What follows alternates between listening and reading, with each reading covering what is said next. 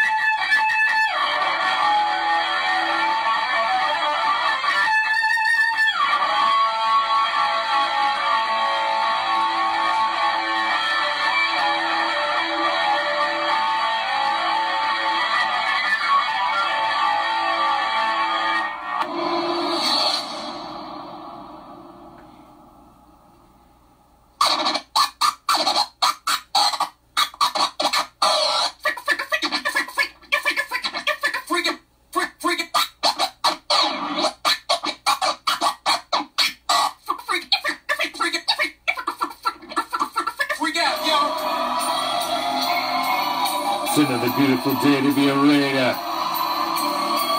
draped in the silver and black. I represent the shield. I represent the swords. It's that time of night again, Raider Nation. And you come back. Why? Because it's time. It's time to bring the...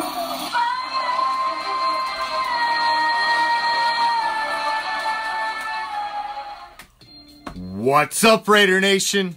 I am the Commish, coming to you live from Hardcore Challenge Live Studios. Happy Black Friday.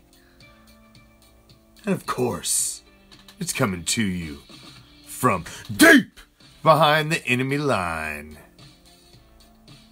So we're going to take a little dip back as we do every Black Friday in Silver and Black Theater, as we dust off another classic from the Raider archives, as we jump in our Silver and Black time machine and go back into the not so far past.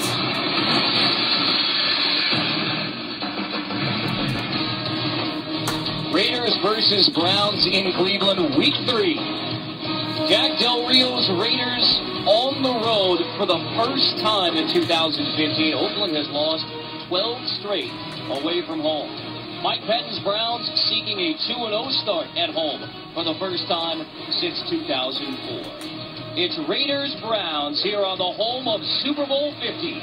Kickoff is next.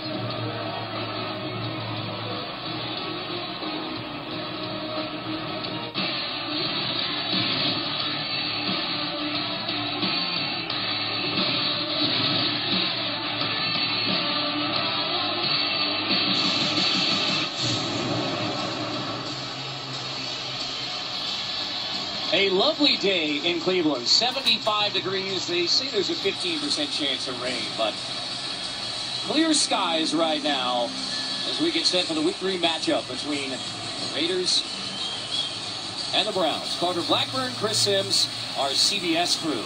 Browns won the toss, deferred. It will be Raider football. Travis Coon's kickoff will be brought out by Taiwan Jones. Dropped as he reaches the 23, so we will see the Raiders offense led by Derek Carr from the streets of Bakersfield. Fourth quarter last week, throws his first interception of the year, then bounces back to lead the game-winning touchdown drive. Says he wants to be that kind of quarterback, calm, steady, clutch. And that's what he is. I mean, it shows just in meeting him yesterday and Saturday. I've been around him in training camp. Yes, it's his second year, but he acts like he's a 5-6-year veteran at the quarterback position. Those weapons that Chris talked about, Crabtree and Cooper.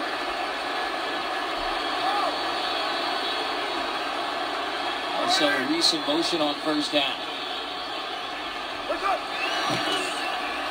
Derek Carr, quick hitter to the outside, wasting no time, finding Amari Cooper. Let's take a look at the rest of Bill Musgrave's offense. Center Rodney Hudson, major free agent signing from Kansas City, a fifth-year pro out of Florida State.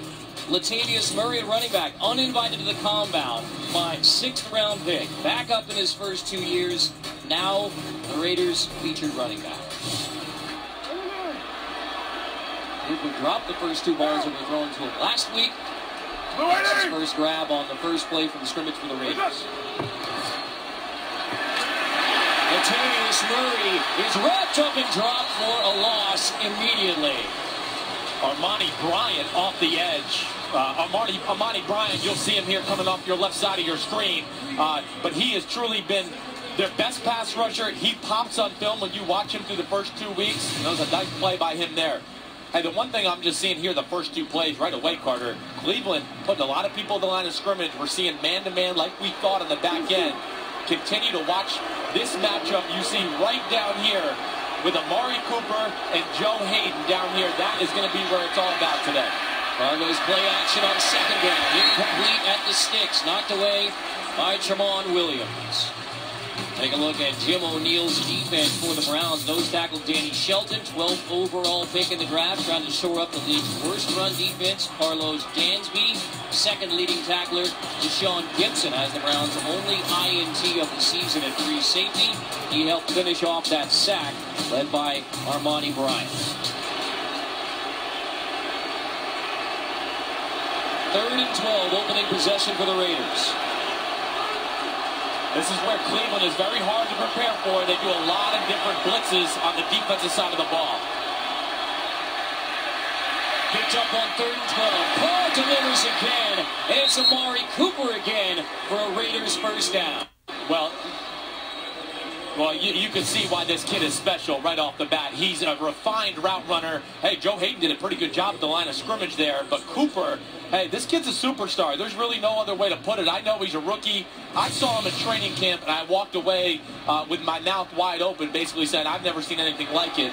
He is a Marvin Harrison, Steve Smith type of wide receiver. He has Hall of Fame attributes.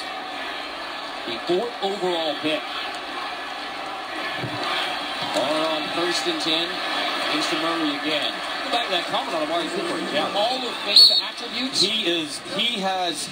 He's not your normal rookie. First of all, coming out of Alabama, he acts like a 3rd or 4th year pro already. You talk to teammates, the coaches, the way he is a true professional. But yes, the route running, the explosive speed, the quickness off the line of scrimmage. You'll see today, if he gets the ball, the first guy almost will never tackle him. He is unbelievable in space. If he can stay healthy and this offense can keep going, he's going to have an unbelievable career. Roberts goes to motion on 2nd and 8. Screen drops. That's an incomplete pass intended for Seth Roberts. Yeah, just, hey, the screen game this day and age in the NFL, it's another way of almost run, toss, sweep. Just trying to get your offense in a good position for 3rd down. But here we are. This is going to be an interesting thing all game long. 3rd and long. This is when Cleveland, like we said, they like to dial up a lot of exotic blitzes. Can Derek Carr and this offensive line handle that? This offensive line, not great in the run game, but great in pass protection. And you can see here, look at all the people at the line of scrimmage. Who's coming? Who's dropping back into coverage? On 3rd and 8, picked up again. Carr delivers again to Cooper again. Amari Cooper takes it inside the 25. Another 3rd down conversion. Carr to Cooper. Well, you can see who Derek Carr's looking for early on. This was actually really good coverage by Joe Hayden. There's not too many people on the planet can cover guys like Amari Cooper man-to-man all game long. But that was a phenomenal throw, and then there you see Amari Cooper after the catch. It's special, man. It really is. It's as good as I've seen coming out of the NFL draft in a long time. Litnikoff Award winner is college football's top receiver. And of course, after that, Litnikoff, Hall of Fame Raider. On 1st and 10, Latavius Murray inside the 15. Murray shakes his way to the 7. 1st and goal, Raiders. But there's a flag on the play.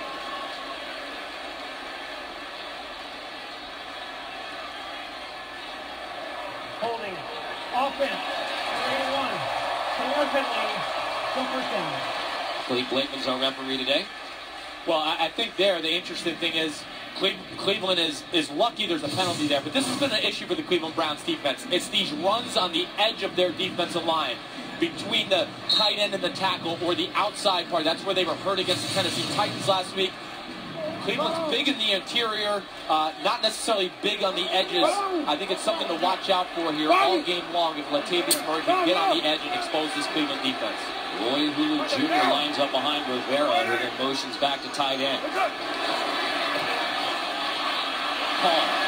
1st and 20 complete. This time it's Michael Crabtree inside the 20 again for the Raiders. The thing that jumps out to me, and Michael Crabtree is a phenomenal number 2 opposite of Amari Cooper. Got size, good route runner, got maybe the best hands in football. That's how good they are.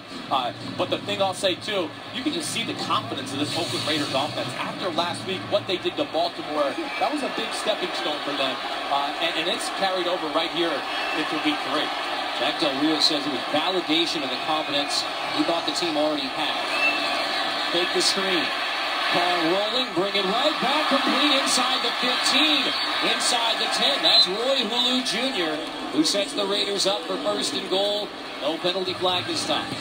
And really, it's a screenplay, but that was a great play by Derek Carr and Roy Hulu Jr. This screen should probably be out here. You can see the blocking, but Cleveland was all over it. Hulu adjusted his route. Derek Carr, very smart there as well, gave him a chance to catch it, and this is what Hulu does. He's a good 3rd down back to add a little incentive to the passing game. A game-winning drive last week. Last time Carr and the Raiders offense had it. Opening drive. Murray stepped on the right side for this Browns defense. Mentioned last against the run. Big challenge for the Browns. Yeah, and that's why they drafted Danny Shelton at the nose tackle position, was to help that run defense out. And we talked to Mike Pettin about it yesterday a little bit. It's been sometimes schematical issues, sometimes players just getting beat one-on-one, and other times just good plays by the offense. But since the Mike Pettin era has started here in Cleveland, stopping the run has not been their strong point. They were the worst in football last year as well. 2nd and goal. Amari Cooper back in the game, bottom of the screen. Carr, hands off. That's Murray. Just inside the 5. So 3rd and goal coming up on this opening drive. Armani Bryant makes the stop. 3rd and goal, they're inside the 5. Really, they can call anything here. I expect them to pass the ball, but I wouldn't be shocked if we saw some type of creative game plan run. But the big thing is, let's see what Cleveland does as far as the secondary is concerned. Are they going to give Crabtree or Amari Cooper a one-on-one chance to go up and get the ball? Well played the drive. Carr, roll out, incomplete, intended for Michael Crabtree, left it high with Tramon Williams in coverage. It was very good coverage by the Cleveland defense. Nothing was open for Derek Carr. That's the big reason. He's looking to his left first. They had a little two-man route combination. Cleveland was all over it. He tries to buy some time, and he makes a safe throw. There's no point in taking a chance here early on, first drive of the game. Let's get 3 points and just get started off on the right foot. Well within Sebastian Janikowski's range, I'd say. I would say so. I think he could make one from Oakland from here. From 23, so it's only the second time this year the Raiders offense has taken it into the red zone and didn't put it in the end zone. Josh McCown and the Browns offense gets the football next. 3-0 start. Raiders on the Browns. 13 plays over 6 minutes, 27 seconds. Ends up in the Sebastian Janikowski field goal. 3-0 start for the Raiders on Mike Pettine's Browns. Janikowski's kickoff. Sean Brown at the back of the end zone will take a knee. Josh McCown and the Browns will take it from the 20 when we come back. The NFL on CBS is sponsored by Southwest Airlines. Book your low fare now at southwest.com. The Home Depot. More saving, more doing. That's the power of the Home Depot. And by Honda. The power of dreams.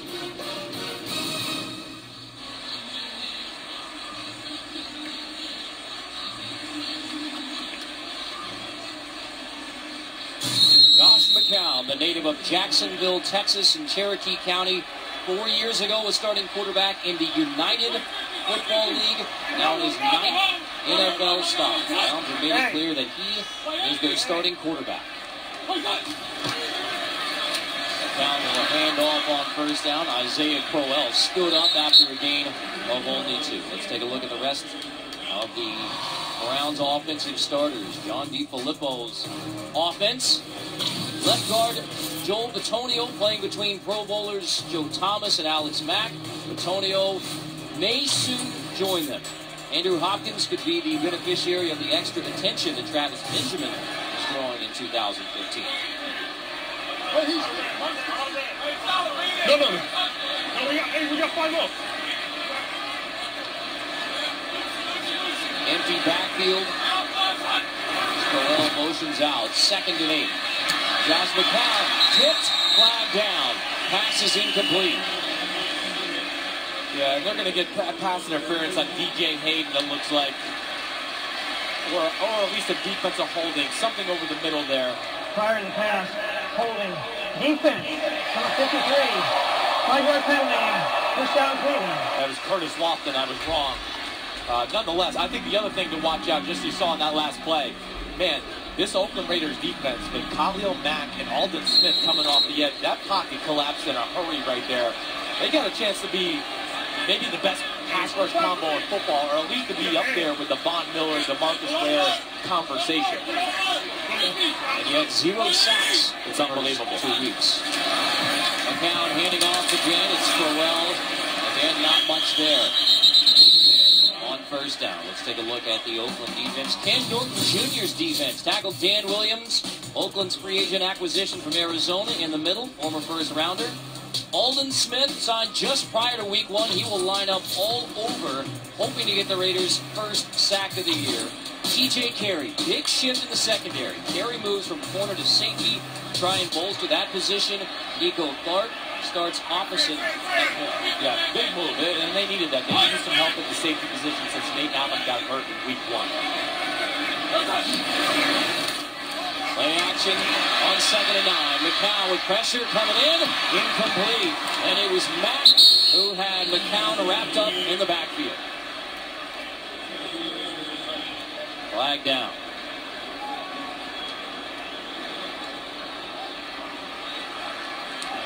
Holding. Offense, number 72. 10-yard penalty. Still 2nd down. Well, there you go. I know they got no sacks, but they're all over the quarterback all the time. They're unbelievable. There's Khalil Mack on the bottom of your screen coming around the edge. Aldon Smith up top. And, sacks are a little bit of an overrated number. You can see they're just disrupting the quarterback the way they do. Play in and play out is almost just as effective. So you don't put much stock in the fact that there's 0 sacks right now with this year? No, I don't. I'm not worried about it. Like I said, it's about disrupting the quarterback. And I think Jack Del Rio told us, too, he'd like the coverage to be a little better on the back end to give them that extra 1/10 of a second to get to the quarterback. Gibson playing single high safety on 2nd and long. The outside to the tight end. That's Gary Barnidge. So that means that Johnny Manziel is on the sideline as the backup again for the Cleveland Browns. What is next for Johnny Manziel? Well, just continue on the route he's on. He definitely has improved himself, his work ethic, his approach to the game. He is more professional. Coaches told us that. Players told us that. The play has gotten better as well. Just be prepared week in, week out. This is a crazy league. He'll get a chance again. There's an opening on the horizon. Josh McCown on 3rd and 8. Pumps, dumps, immediately wrapped up. Malcolm Smith drops Duke Johnson on 3rd and long. Well, they're trying to set the screen up here to Duke Johnson all along. But Aldon Smith, hey, this isn't his first rodeo on the right side of the screen. He rushes the quarterback, but realizes it. See him get in the way of the throwing lane.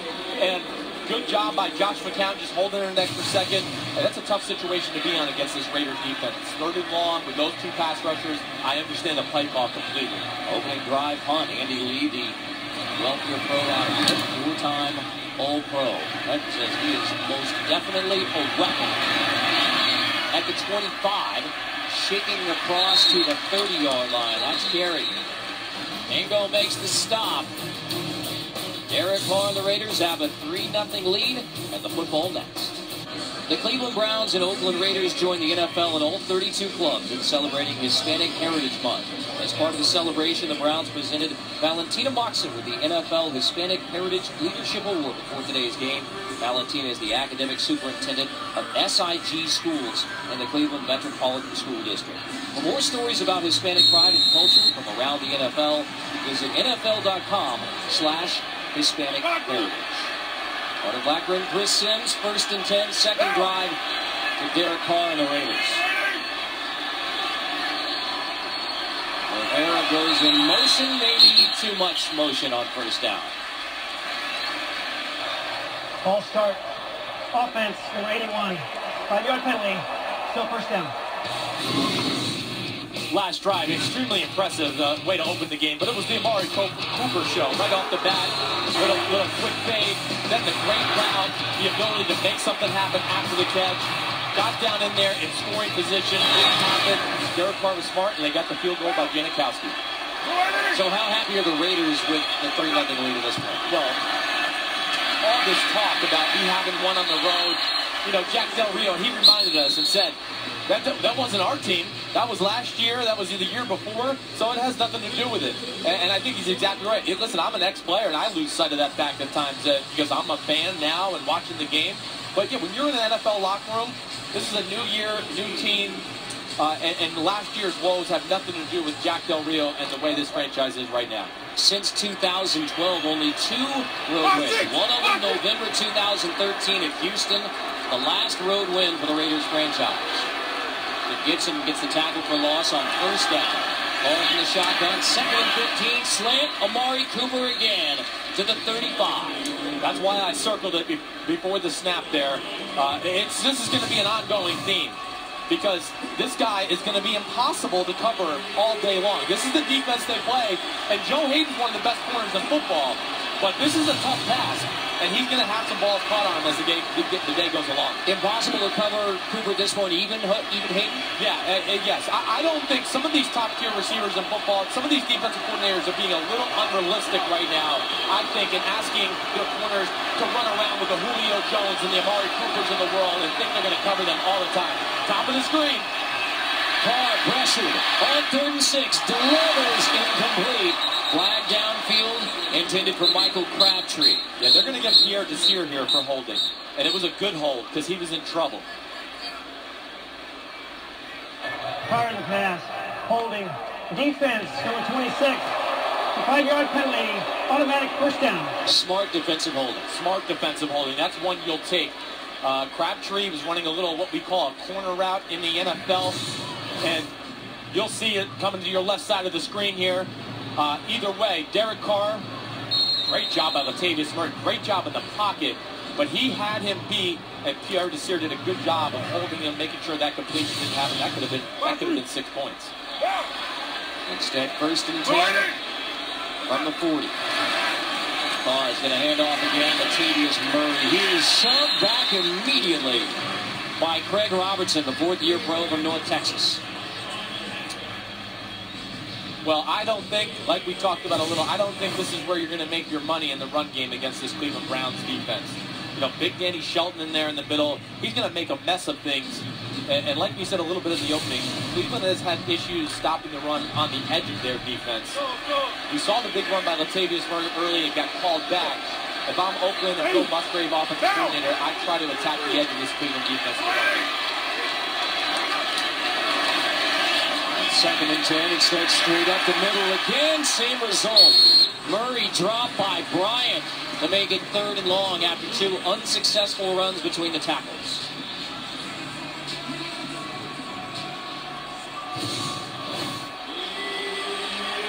Oh, here we go. Randy Starks does a good job beating Gabe Jackson. And then Armani Bryant cleans up the mess. 3rd and long. Derek Carr has been very good so far. And you know who he's going to be looking for. Number 89, right in the bottom of the screen. Instead on 3rd and 11. Batted away, incomplete, intended for Crabtree. Pierre Desir once again. Same route we just saw him get holding on, basically. Desir, he's a talented kid. He really is. He's got good size. He's a good matchup for Michael Crabtree. 6'2", can disrupt you at the line of scrimmage.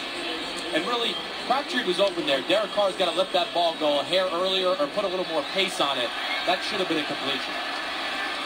Desir around the defensive holding, but a smart defensive holding earlier knocks that one away on 3rd and long. Marquette King had a 70-yard punt last week.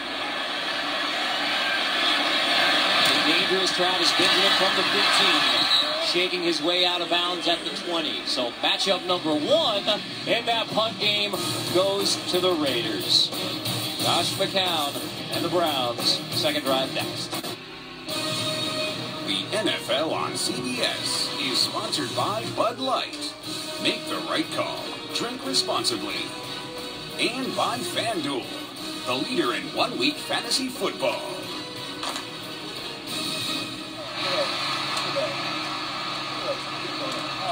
The donut chose, and I guess that is raspberry melba that you dip it in. I don't Anthony Bourdain to explain what raspberry melba is, but the donuts are good enough. I don't need to dip them in anything. No, nothing.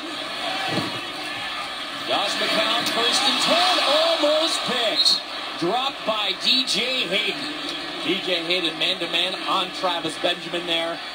Basically trying to run a, what we would call in the NFL a skinny post. He's going to take 7 steps, hit that 7-step, try to go in. DJ Hayden was all over it. He was inside him before the break.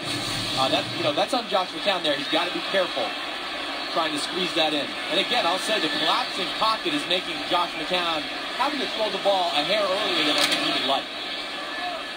So the pressure is getting there from the Raiders. It definitely is. It's at least affecting the pass game this Cleveland. 15.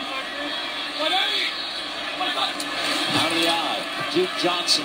Cut back, slips, so only picks up about 3. Hayden will get the credit for the tackle there. Let's look at the keys to the game. Yeah, well, we're seeing it. Oakland's offense, hey, continue to use Crabtree and Cooper because they're going to get a lot of man-to-man. The defense, hey, let's sack the quarterback this game, get one on the board. But Cleveland offense exposed the Raiders secondary. They've struggled against the pass. We've talked about they've yet to do that. And then the defense stopped the edge runs. We haven't seen Oakland really try to run the ball on the edge of Cleveland yet, other than a penalty that was called back.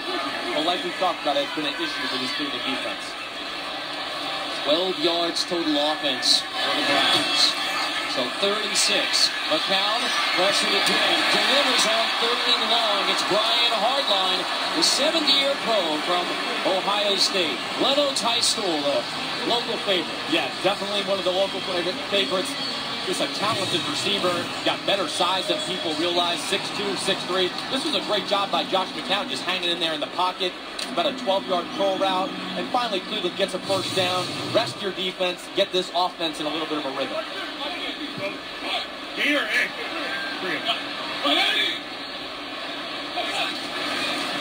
Duke Johnson takes it on 1st and 10, and he is dropped as soon as he touches it. Khalil Mack. He's unbelievable. He really is. Joe Thomas even said it to us. Joe Thomas said here to us earlier in the week, he's the best defensive player he played against last year. He is unbelievable run game and pass game. There shoots the gap. Tight ends can't block him. So I do think it's part of the game plan. You've got to stay away from tight ends being one-on-one. He is a true man-child, as I would like to call him. Focused on basketball in high school, so lightly recruited from Florida, ended up at the University of Buffalo. First-round pick in 2015. McCown pressing again, and he'll drop it, and there is the first sack of the year for the Oakland Raiders defense. Not the guy you would expect to get the first sack, Ray Armstrong, who used to start at the Sam linebacker position, but now Alden Smith starts there. Cleveland was really trying to run a little fake runaway screen to the backside, but Armstrong was in the way. McCown couldn't throw it, and then he gets the nice sack. Ray Armstrong, first sack of the year, man, for the Raiders. From the U, played safety in college a little bit at the University of Miami.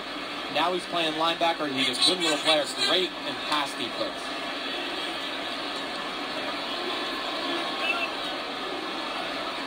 This is the end of the first period. 3-0 Oakland on Cleveland. You're watching the NFL on CBS, home of Super Bowl 50. Your weekend starts with Thursday Night Football when Big Ben and the Steelers match up with Joe Flacco and the Ravens on CBS and NFL Network Thursday nights. 3rd and 14, first play on the second quarter. Josh McCown has Duke Johnson with him in the backfield. McCown pressured again by Mack, delivers. Barnage makes the catch, but short of the first down. Yeah, there again. That's why sacks are overrated at times. You see the pressure that affects Josh McCown a little bit. He can't sit there, wait an extra second for maybe somebody else to get open down the field. Curtis Lofton makes the stop. McCown 4 for 5 to again, but Andy Lee on the punt for the second time for Cleveland.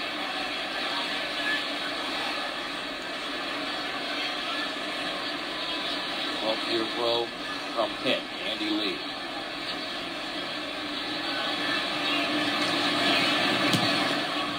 It's at the 37. Fair catch, grabs it at the 12. 3-0 lead for the Raiders. Derek Carr and Oakland get the football again next. Never miss a moment of football action with the CBS Sports app. Every play, every story, every highlight, right as they happen. Download the CBS Sports app now. Blackburn, Chris Sims, 3-0 Raiders on the Browns. Derek Carr, play action on 1st and 10. Time to throw. Carr downfield, knocked away. Intended for Michael Rivera. Dante Whitner, the strong safety in coverage. Nice coverage by Dante Whitner. But you'll see it. It's man-to-man a lot of the time with Cleveland. And Dante Whitner's job there was to cover Michael Rivera. Did a nice job of that. And Carr made the appropriate throw. There was nowhere to throw it. Give your guy a chance. 3-0 Raiders, but it feels bigger to watch this one. It does. They are certainly controlling the tempo of the game right now.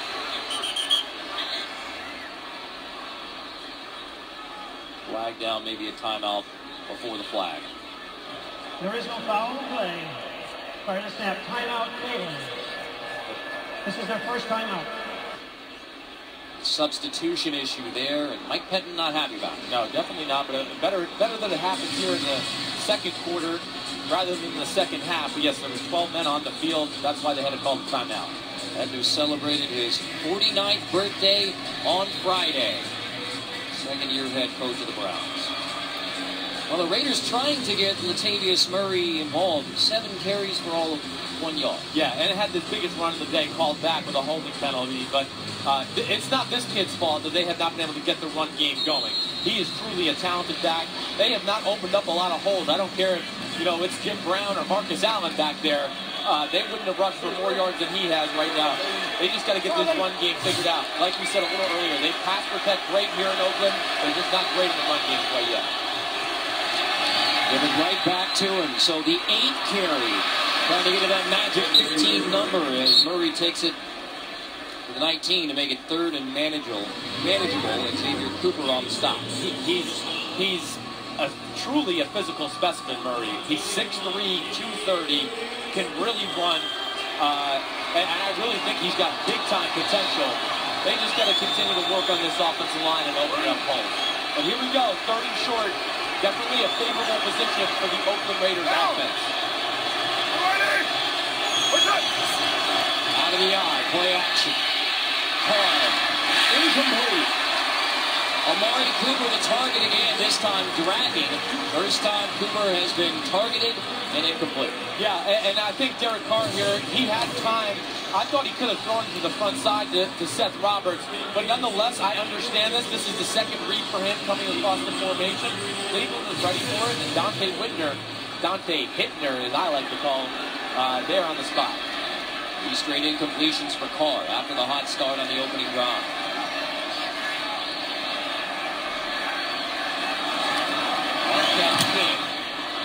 Gets it at the 14.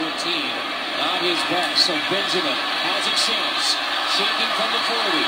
Benjamin flagged down as he gets near midfield. The explosive Travis Benjamin, 78-yard return last week.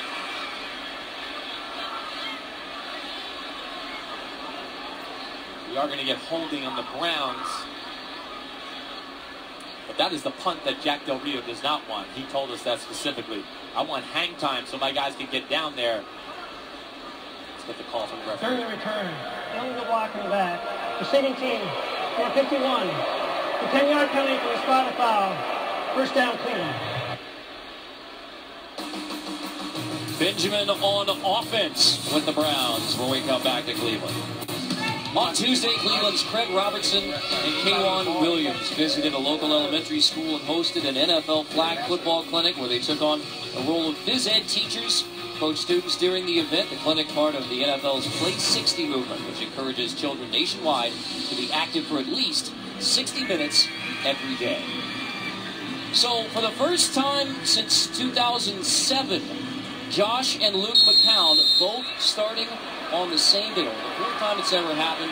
Josh talked about the perseverance that both he and Luke have shown to be in this position in 2015. Yeah, it really is impressive. 7 years ago, 8 years ago, basically the last time they made the start. Shows you their work ethic, shows you, like you said, their perseverance. But both guys are talented. I played with Luke down in Tampa Bay for a number of years. He's a great guy. You might have seen him on the new Verizon wireless commercials, which are funny. And Josh was really good, too. He goes, we made a guy that was not funny, which is remarkable in itself. But good to see it. They're good people, and they got a lot of talent as well. Older brother Randy played at Texas A&M as well. Yes, I played against him. Yeah, Jacksonville, Texas. Right. You can see the Saints with Luke McCown at the helm. They're winning, beating Carolina Panthers right now, and he's having a very good day. Josh McCown on 2nd and 6. Deep shot incomplete. Missed Barnage trying to target the tight end again. It's Charles Woodson in coverage, and Woodson a bit slow getting up. Yeah, well, he's got that banged up shoulder from week 1 against the Bengals. But, yes, Charles Woodson, first ballot Hall of Famer, awesome guy, stud of a player, whether it was corner or at safety, Heisman winner. To be playing safety at his age is truly remarkable. 18 years in the NFL just tells you his love of the game, his work ethic in the offseason to keep his body in tip-top shape. Second leading tackler this year, even with the shoulder issue. Cleveland takes its second timeout. And you can hear some impatience growing with the Cleveland fans in this offense. And now total yards only 40.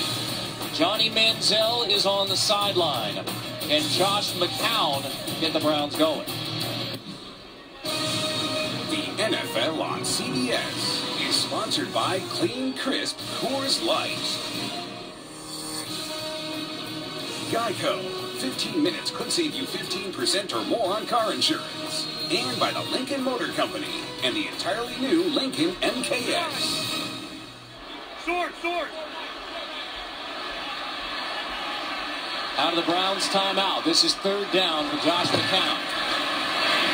Slant incomplete. The Browns will punt again. Charles Woodson knocks it away, but there is a flag down. They're going to get Charles Woodson, I think, on some holding here. This is a tough call. Also the intended receiver. Oh, looks like they're going to call offensive. Pass interference. Offense, number 84. Penalties decline. Brings up 4th down. Well, good to see it. You know, offensive players do get away with too much. It's so hard to play defense this age in the NFL with all the rules against you. I thought they were going to call Charles Woodson for maybe getting his left arm on the receiver there when he broke the ball. But you'll see here at the bottom of your screen, it's a little contact with both. There's no doubt, but I think it might even happen a hair before that with a push-off from the tight end. Rulebook says they have equal rights to the football, but that's rarely the case. Yes, rarely enforced. Andy Lee. That's Cooper. Amari Cooper with the punt return, shaking his way to the 20. So Amari Cooper getting involved in special teams as well. Coming up on the Verizon Halftime Report. Doing JB, Tony, Bart, Boomer, and Coach Cower for all the latest NFL scores and highlights, as well as preview that Thursday night matchup on CBS and the NFL Network. That's all coming up on the Verizon Halftime Report. I'm interested to see what's going on around the league. Some good games, some good matchups. This matchup's pretty good here, though, right now. Oakland was in control early. It's kind of evened out right now, and it's really up for anyone's game at this point. Number 3 on the board. That was the opening field goal for Derek Carr and the Raiders. Flea flicker. Carr from the 10. Complete. Crabtree.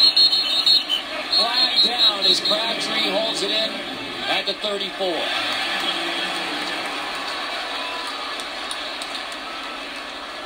They're going to get Amari Cooper, looks like, down the field.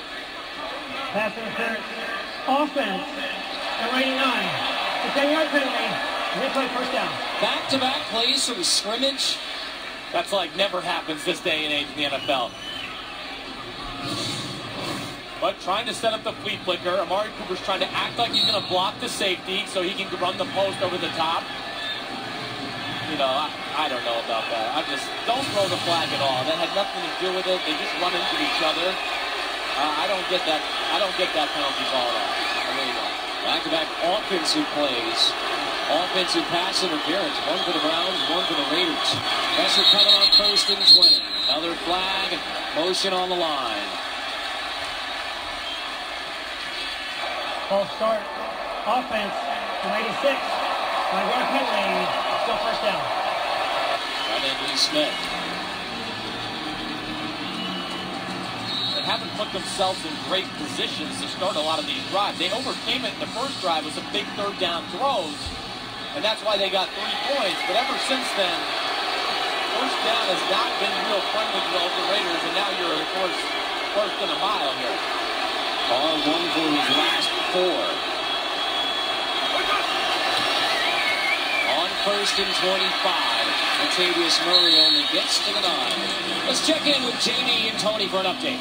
Carter, Andy Dalton having quite the half. Yeah, he's run for a touchdown. And look at this ball. That ball is on a rope. That's a laser to Marvin Jones, 16 yards. Cincy all over Baltimore, 14-0. Ravens have never started 0-3. Carter Blackburn, Chris Sanders. Thank you, JB. Latavius Murray gets the handoff on 2nd down and takes it to the 15. Jordan Poyer there on the stop. Big thing there is Cincinnati's for real this year. I think everybody needs to recognize that. I'm not shocked if they're going to go into Baltimore and possibly get a win. Andy Dalton ready to take the next step? I do think he is, and I think they're they're ready for him to take the next step. It's no more coddling Andy Dalton. It's, hey, you got to go out there and get it done this year. There's an opening drive field goal for the Raiders here in Cleveland, but 3 still on the board, and the Raiders facing 3rd and long. Play clock's running low here. Raiders might have to call a timeout. Carr trying to hurry him. They do get the snap off. Derek Carr, check down. That's Murray. Across the 20, gets to the 25. So, still short of the first down, but Carr just takes the check down, and Dansby makes the stop. Yeah, one of the first snaps all day, we didn't see Cleveland play. Cleveland didn't play man-to-man defense. They dropped everybody back into a deep zone. That allows you to keep your eyes on the quarterback and whoever catches the ball. Now everybody can rally to the tackle like we're seeing right here. They do a good job of not letting Murray get the first down. Travis Benjamin awaits near the 30. Back-to-back 3 and outs now for the Raiders. Marquette King facing heavy pressure. Contact and a flag. So Benjamin backs up at the 11. Shakes his way across the 15. Gets to the 25. But the Browns going for the punt block. Hit Marquette King. Roughing the kicker. Defense from the 51. The 15-yard penalty from the previous spot. First down open. That's on Mingo. Well, yeah, it's a tough break. They are going for it. You got to use better judgment as you're going after it, especially in a 4th and 5 situation, because roughing the kicker or running into the kicker here, and even if it was the 5-yard variety, I think they still would have got the first down here. But unnecessary. Now it puts the defense in a big-time disadvantage. They were just sitting on the bench thinking, okay, we can rest up. Now they're back out here. So they had back-to-back 3 and outs, forcing Marquette King the punt again, and now handing the football right back to Derek Carr and the Raiders. Right. And those are the little things that, you know, Cleveland's, the Oakland Raiders of the world are trying to overcome those little mistakes that affect your team from not being a winning football team at the end of the season. Neither of these teams have been in the playoffs since 2002. Crabtree makes the grab, flag down. Wednesday, don't miss the premiere of the new medical drama, Code Black. Academy Award winner Marcia Gayheart stars, premieres Wednesday, 10/9 Central, only CBS. Let's check the flag. Yeah, I'm not sure what they're going to call here.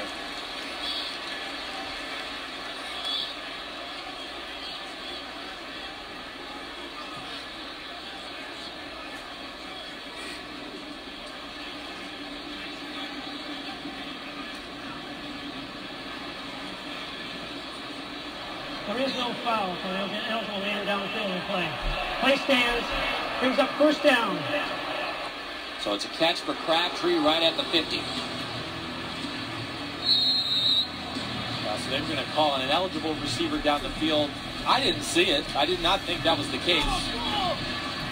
But good job by Crabtree there. The veteran receiver settles down in the zone. Carr makes a nice accurate throw. Are under center on 1st and 10. Fakes and then dumps incomplete on a busted play intended for Cooper. They were trying to do what we saw the first play of the game. It's a run play, and if Derek Carr likes the matchup on the backside with Amari Cooper, he's going to throw him the fade route. But there you go, young quarterback, young receiver, not on the same page. If you made me guess there, I would say that was an Amari Cooper. He should have kept running. Instead, he hooked it up. Our second year out of Fresno State, Amari Cooper, 4th overall pick from Alabama. Here's in the backfield, takes the handoff on 2nd down. Flag is down. Here's brought down at the 37 by Whitmer.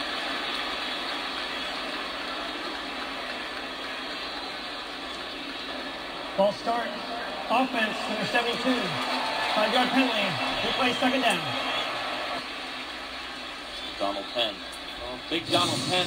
We played together with the Tampa Bay Buccaneers. You see him here on the right side of your screen right here. Well, that's a tough call. He's actually trying to give a signal to Derek Carr, the running back, and as he's doing it, the ball is being snapped. So, tough break for the Raiders, but the proper call by the referees. So back-to-back miscommunications. Busted play to Cooper, and then the false start. And now another discussion, Cleve Blakeman.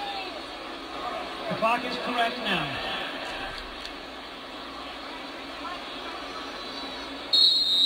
2nd and 15. A lot of referee discussions here. Yeah, there is. A lot of flags. This was a 3 and out for the Raiders, but roughing the kicker has given Derek Carr and Oakland a second chance. 2nd and 15. Carr, top of the goal, finds Amari Cooper, slipping away at the 36. Cooper spins inside the 20. Amari Cooper leads the Raiders into the red zone again.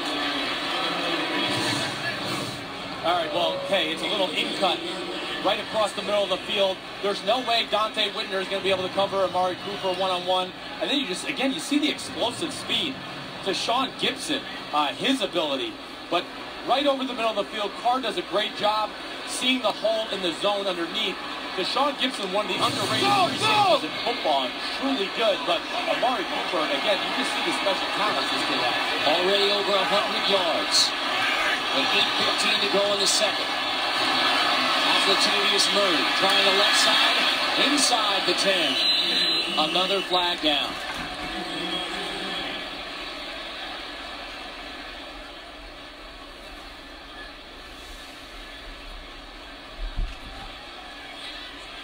It's been determined that there is no foul play for holding. Play stands, 2nd down.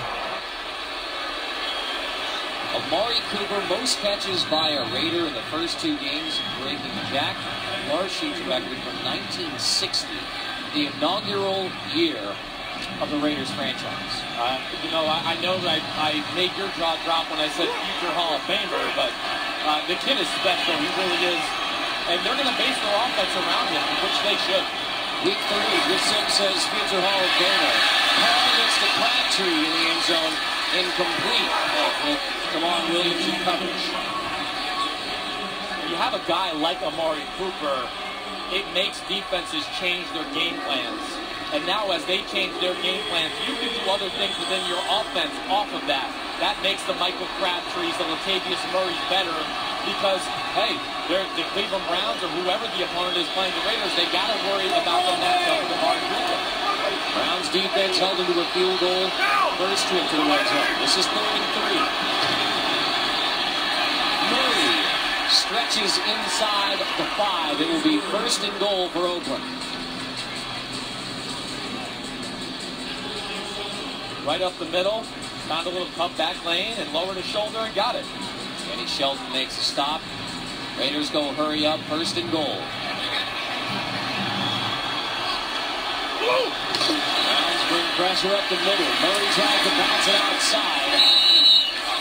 It's maybe a yard. Shelton again leads the way. That's Big Danny Shelton, the rookie nose tackle from Washington.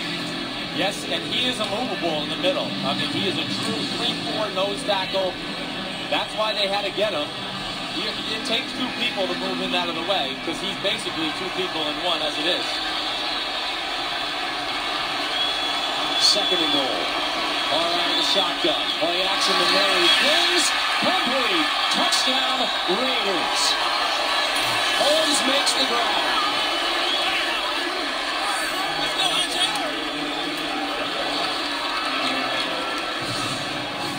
Well, great play design. Great job just getting the ball out of your hand quickly by Derek Carr. Another accurate throw.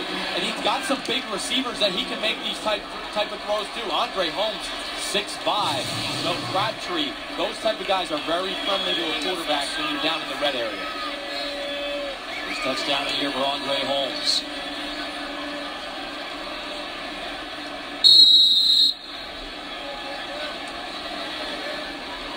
Sebastian Janikowski on for the PAT. 10-0 Raiders. It was a 3 and out for Oakland. The Browns had him stopped, but the roughing the kicker penalty leads to touchdown pass number 4 of the year for Derek Carr. 10-0 Raiders.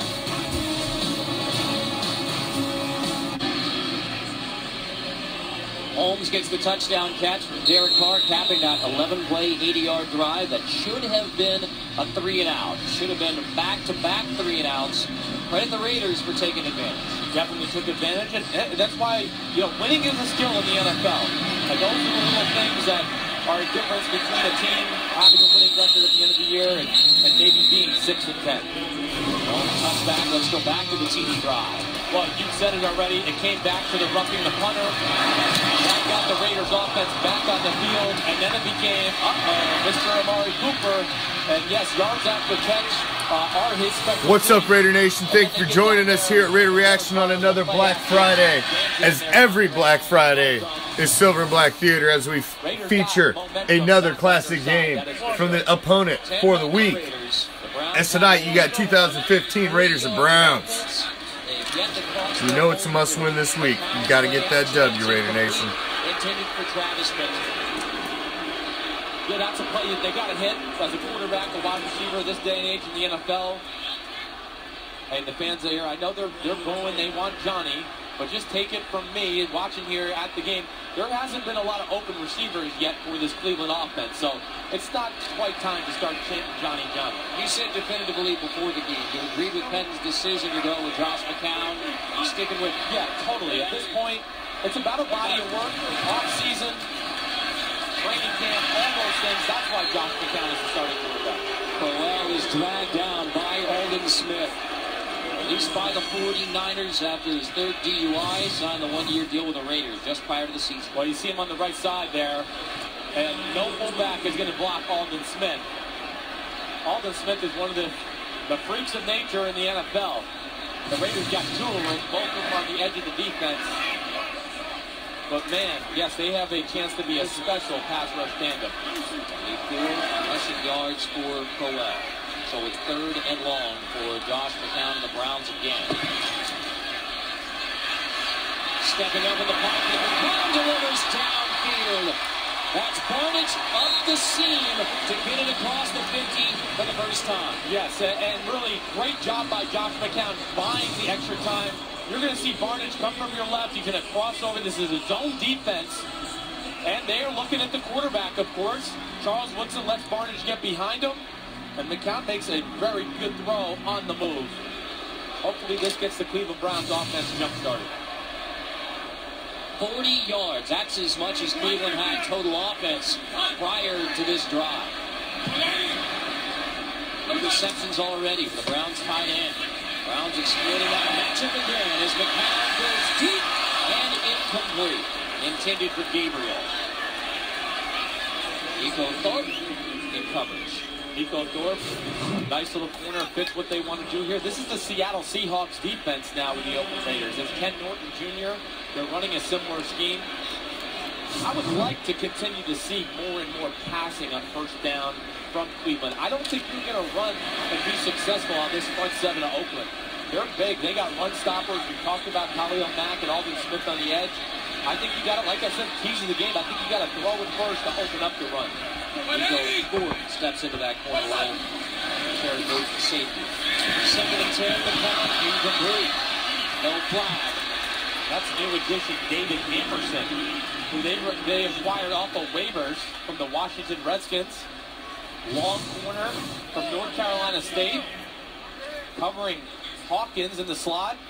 Little hand use there, but I'm old school. I don't want to see every ticky-tack foul in the world. It's football. There's going to be some hands-on receivers and vice versa. You like the Emerson pickup? I do. I think he really fits. Like you said, it's a Seattle scheme. They don't need a lot of guys to play man-to-man. They want guys with length that can disrupt their line of scrimmage and then run and not let anybody behind. 3rd and 10. McCown over the middle, complete. Barnage again. The tight end who has plagued the Raiders through the first 2 weeks.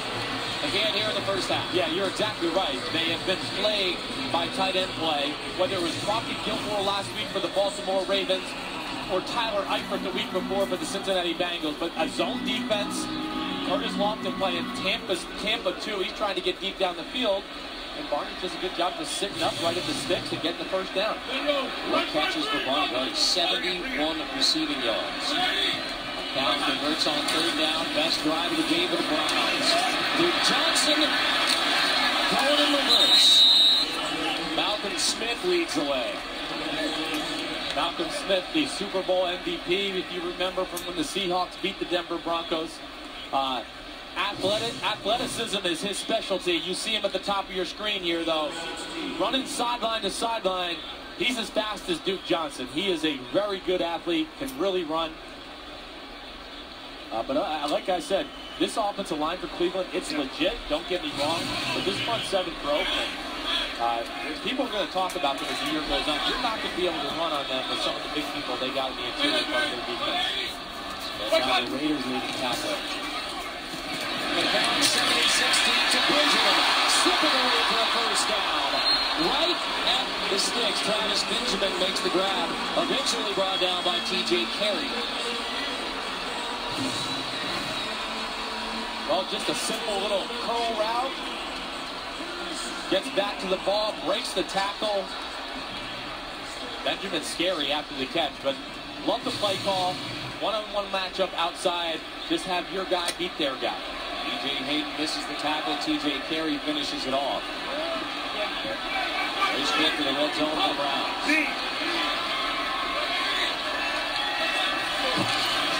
Josh McCown will hand off. That's Crowell. Finds the edge. Running away from Woods and diving for the pylon. Stop just shy. Well, great run by Crowell. Pushes up in there. Nothing in the middle there. The play design was for it between the tackles. But for a guy that's 220 pounds, he's got the ability to bounce the ball outside. He sees there's nothing there. Charles Woodson, he's not as fast as he used to be. Loses contain. 74 reports is eligible. 74 is eligible. Carey makes the stop. Just shy. So Irving eligible receiver on first and goal. McCown to Crowell. Stood up, driven back. It'll be second and goal for the Browns. Well, this is just power on power. You got Alex Mack, Joe Thomas, Joel Batonio at left guard. And all these big people you got for the Oakland Raiders. This is going to be some smash mouth football. This is a 2-minute warning. Tuck and Williams make the stop to force second and goal. By far the best drive of the day for the Cleveland Browns. Second and goal. I think we're going to see a pass here. Second down will be the downfield, little quick play action. There's the play action. McCown crosses, incomplete. At the last moment, knocked away. It was intended for Barnage, the tight end again. Malcolm Smith punches it away at the goal line. Very good job by Malcolm Smith. He's really, there's see Barnage coming across the formation. Malcolm Smith out in the flat, you see there, but he reads the quarterback in the play, shows his athleticism, and makes a big-time hit to knock the ball out. Nearly incomplete, making it third and goal. Would have been his fifth catch, the tight end Barnage against this Raiders defense. Third and goal. Crowell, straight ahead, shot back. Curtis Lofton, I think he was the first guy there. And Williams helping out on the goal line stand. Yes. Dan Williams is as good a nose tackle in football. You're going to see. Oakland takes its first timeout. Yeah, it was Curtis Lofton, Dan Williams combination. Curtis Lofton, a great free agent acquisition from the Saints.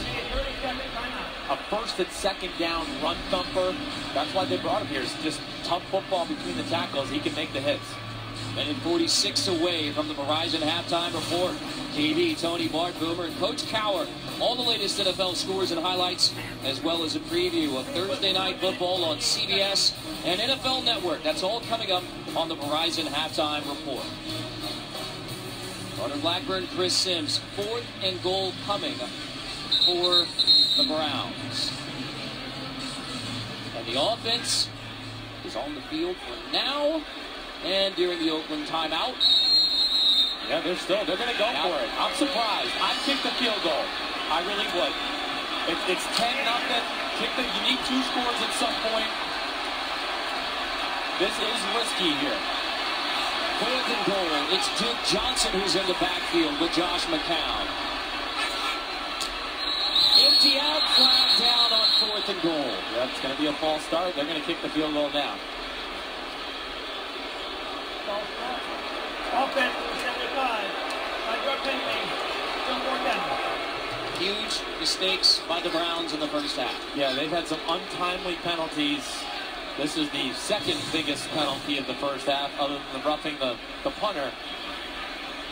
But yeah, they could have called that on left guard, right tackle Mitchell Schwartz. They all got a little impatient from their stands.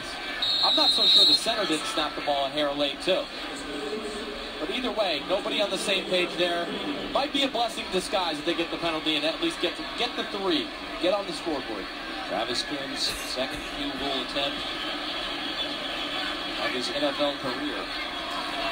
24-yarder is good. So 3 on the board for the Browns as the Raiders, a goal line stand to keep the Browns out of the end zone. Touchdown lead for Oakland. The NFL on CBS is sponsored by Progressive, making it easy to bundle your home and car insurance. And by Pandora, the next song matters.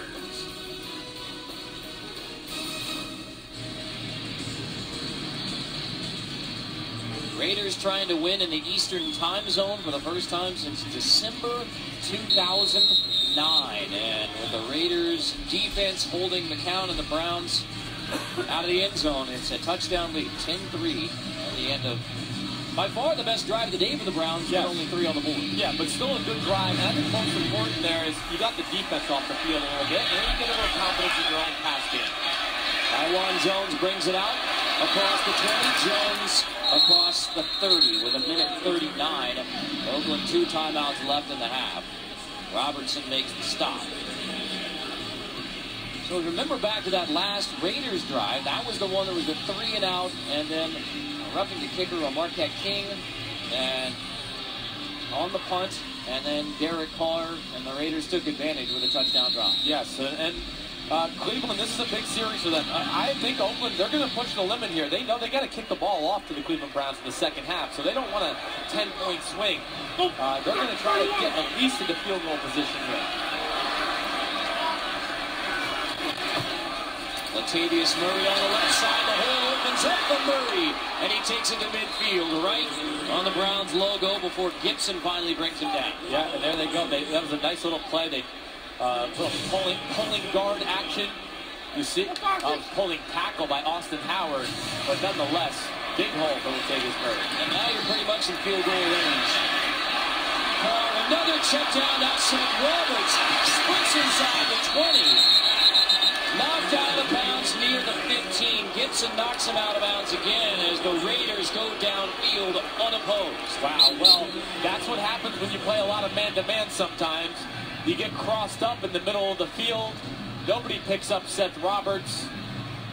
Derek Carr did a very good job of buying a little time. Nobody else was open and just finding Seth Roberts at the last second. Seth Roberts is a guy they really like in Oakland. 55 yards on the last 2 plays. Ooh, yeah, and if you're Oakland here, you run the football now. Now you don't want to give Cleveland the ball back with time to score. Carr play action, zips it incomplete. And they sent it to Roberts again, who had the game-winning touchdown last week. Yes, and they said, no, Chris Sims, we're going to go for 7 right now. Just go ahead and take the TD, right? But that play was there. That's, you know, you'd like your receiver to catch that, and you'd like Derek Carr to throw a little bit better of a football.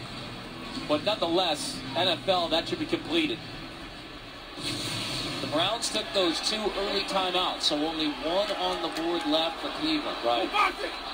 Clock stop now with 1:05. Carr out of the shotgun. That's Cooper in motion. Carr's going to hand it off to the fullback, Marcel Reese. Nothing much there on second down. So 3rd coming up. Oh! Yeah, proper call there. Let's see if Mike Pettin decides to use a timeout. No, he's not. Doesn't look like it. So now you're Oakland, you're happy with what you did there on second down. You ran the ball, the clock's going to move. Derek Carr, hey, you'd like a touchdown here for the Oakland offense, but be careful. You're up 10-3.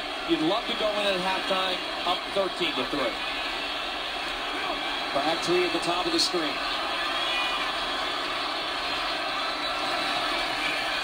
Carr looking to Cooper. It's caught. Touchdown, Seth Roberts hauls it in. Unbelievable throw. Really neat route by Seth Roberts. He almost runs a little wheel route. Watch this. He's going to sit down like he's going to sit in the zone, and then he's going to wheel out of there. He's matched up with Christian Kirksey, second-year player out of Iowa. And I just can't say enough about the throw. And, of course, a nice contested catch by Seth Roberts. So Roberts, who had his first touchdown grab, the game winner versus Baltimore last week, and now has his second TD grab. Janikowski boots through the PAT. An all-too-easy touchdown drive for the Raiders at the end of the first half. 17-3. Practice squad 2014, so it's the first year on an NFL roster for Seth Roberts, active out of West Alabama, had the game winner in week 2, and now another touchdown grab here in week 3. Last 2 drives for Derek Carr and the Raiders have resulted in touchdowns. Now with 5 plays, 70 yards in less than a minute and a half. Well, they got confidence, and we knew that when we met with them on Saturday. Last week changed them. It changed their thought process. It gave them that self-belief. And hey, Derek Carr's got weapons around him for the first time in his career. He is making it happen. Janikowski's kickoff brought out. Ball's loose.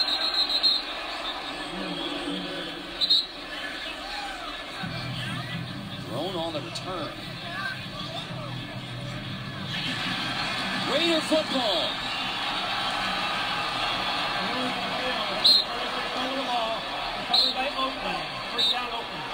Wow. Holmes recovers it with 14 seconds. And a bad first half for Cleveland gets even worse. And special teams won them. Play is under review. Oh, it's going to be close. The right elbow, we didn't see it clean there, but the right elbow might have been down before the ball popped out. Oh, he's down. So Cleveland will dodge a bullet. They will get the ball back. But the ground can't cause a fumble.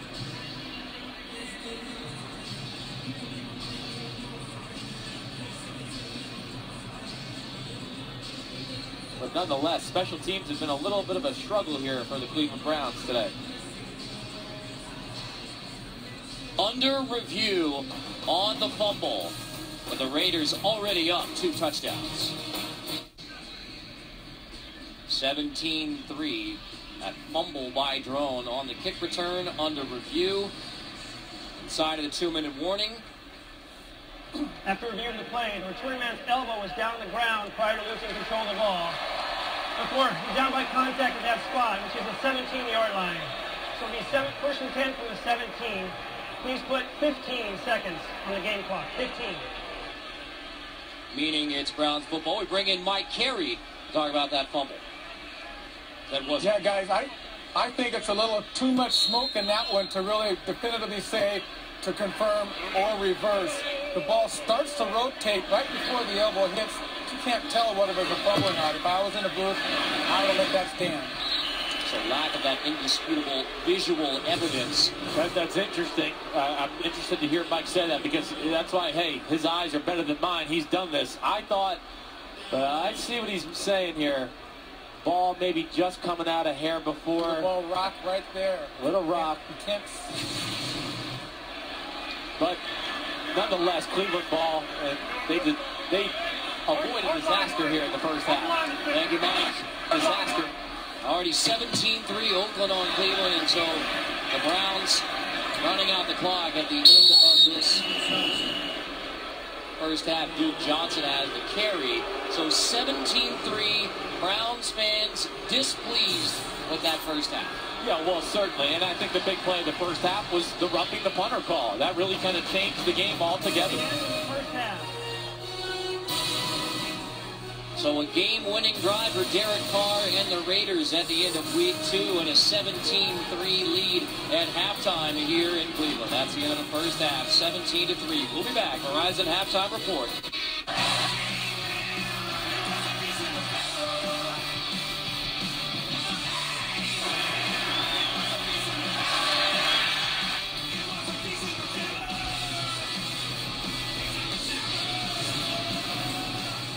A pair of touchdown passes for Derek Carr in the first half and a 17-3 lead for the Raiders on the Browns start of the third quarter. Now let's take a look at the DirecTV Ultimate Picture Cam. It was Derek Carr, the second of those TDs to Roberts, finishing it off with his second career touchdown. Carter Blackburn, Chris Sims. So we know this, I think everyone in Cleveland knows this. The Browns didn't play well in the first half. Right. How well did the Raiders play to get this 2-touchdown lead? Well, they were impressive. They came out, made a great first drive to get a field goal. Then it was a little bit of a stalemate there for a while. But the big play, I think, was the roughing the punter on the Oakland Raiders punter. Then gave the ball back to the Raiders. They get the ball, go down, score a touchdown, and really change the whole dynamic of the first half.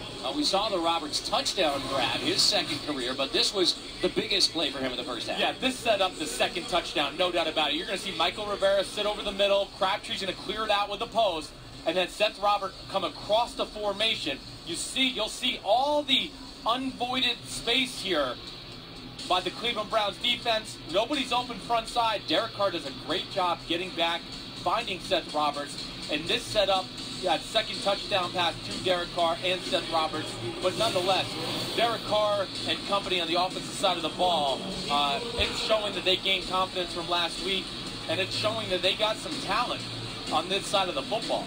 Big plays for the Raiders including that all-too-easy touchdown drive at the end of the first half.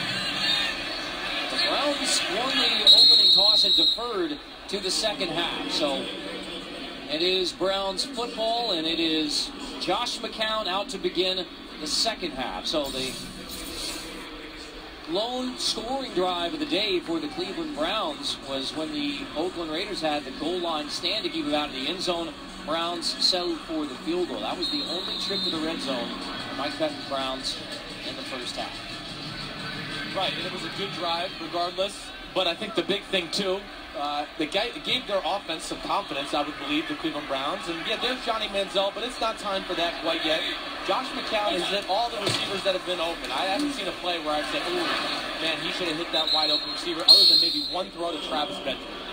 Well shoved back as soon as he grabs it. Woodson back there on the stop. Already 2nd and 8. Josh McCown, this is his first home start with the Cleveland Browns. 9th NFL stop in his 13th season. Finished his college career at Sam Houston State, began at SMU, later at Jacksonville in East Texas. Play action on 2nd and 8. McCown, deep shot. Here as he throws, intended for Benjamin, just overthrows him with Hayden there in coverage. DJ Hayden. Well, yeah, he had Travis Benjamin, but again, it goes back to the pass rush. You're going to see Justin Tuck there. He hits McCown just as he's throwing the football. But again, like we talked about, it's not always about sacks. It's about making the quarterback have to throw the ball from uncomfortable positions or maybe a hair quicker than he would like. And Justin Tuck gets in there to effect the throw. 7 for 16 now for McCown. 1 sack, but lots of pressure from the Raiders.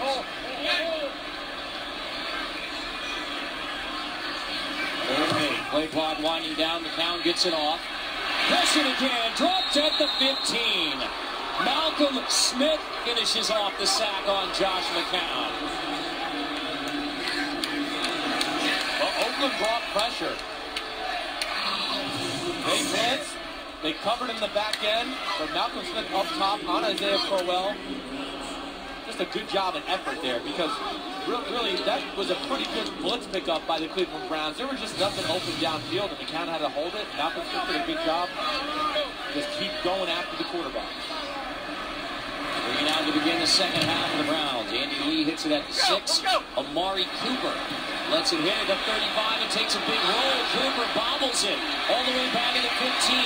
Cooper looking for help, and Amari Cooper takes it all the way back inside the 10 before the Browns finish off the rookie Amari Cooper. Kirksey finally finishes it off as Cooper goes in reverse in the punt return. We play every game of the 2015 season on demand. NFL Game Pass. Go to NFL.com/Game Pass to start your free trial. A net 76-yard punt. A failed return from Amari Cooper. So Carr out of the end zone finds Michael Crabtree. Gets it out to the 12. Brought down by Tramon Williams. A good little drive started there. Play a little bootleg. Crabtree comes behind the offensive formation. But you talked about it. That punt was big. You know, going 3 and out, Oakland had a chance to get the ball in favorable position. At least they're going to have to work for it now, starting to drive inside their own 10. 11 straight road losses. Factor in the London loss versus the Dolphins. That's 12 straight losses away from Oakland for the Raiders. Got a 2-touchdown lead here and another huge hole. Murray takes it across the 40. Latavius Murray brought down inside the Browns 35. Joe Hayden finally makes the stop on Latavius Murray, 54 yards. Well, right up the gut, right behind Jamarcus Webb, but huge hole. And then you get to see some of the skill of Latavius Murray. For 6'3", 230, the guy can run.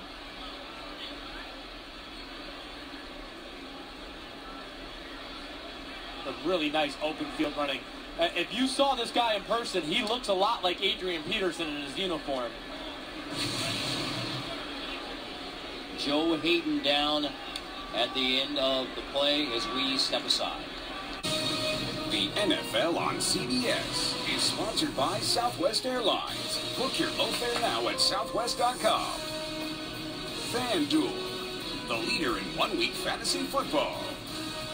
And by Dodge.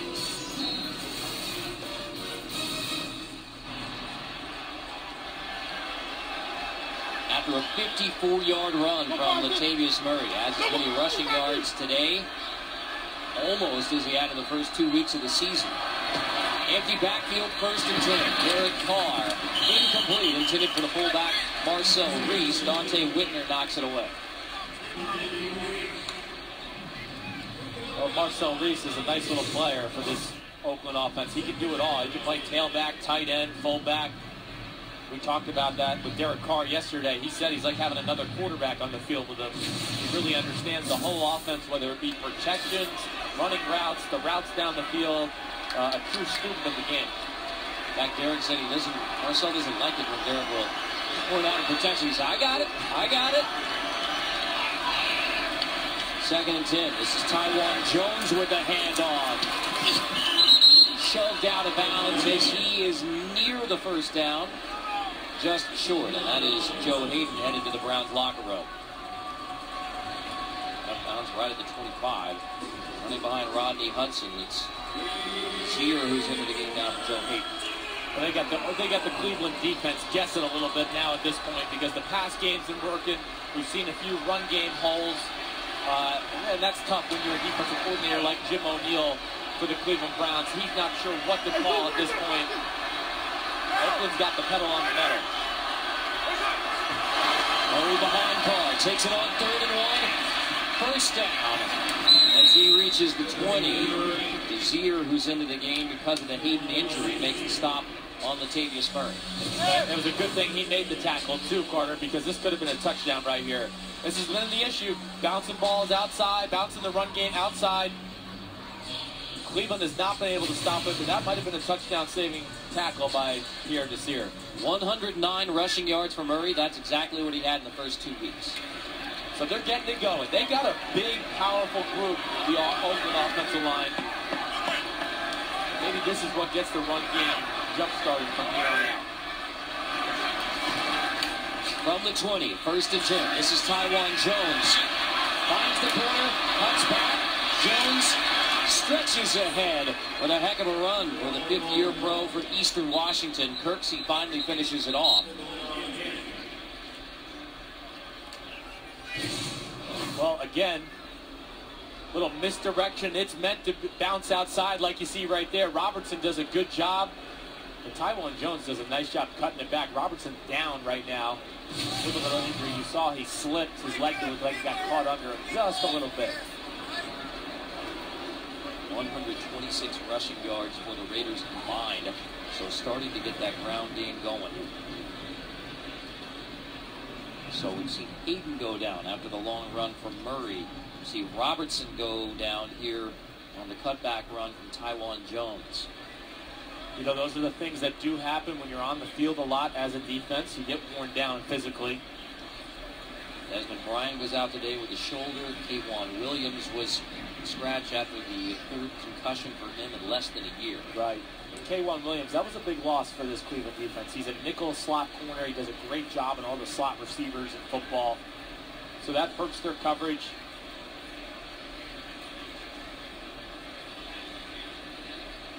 But one thing about Cleveland, they got to learn, someone's got to set the edge in the running game. And when I say set the edge, they can't let these, they got to funnel the running backs back into the middle of the defense. Too often you see plays like we did there where running backs get outside scot-free.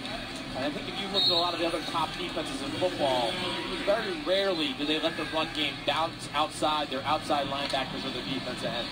Latavius Murray, 16 carries in this game. Showed you earlier, Raiders undefeated when he gets 15 plus. Now Jasir on Amari Cooper up top. That would be the matchup I'd like if I'm playing quarterback. Carr, play action.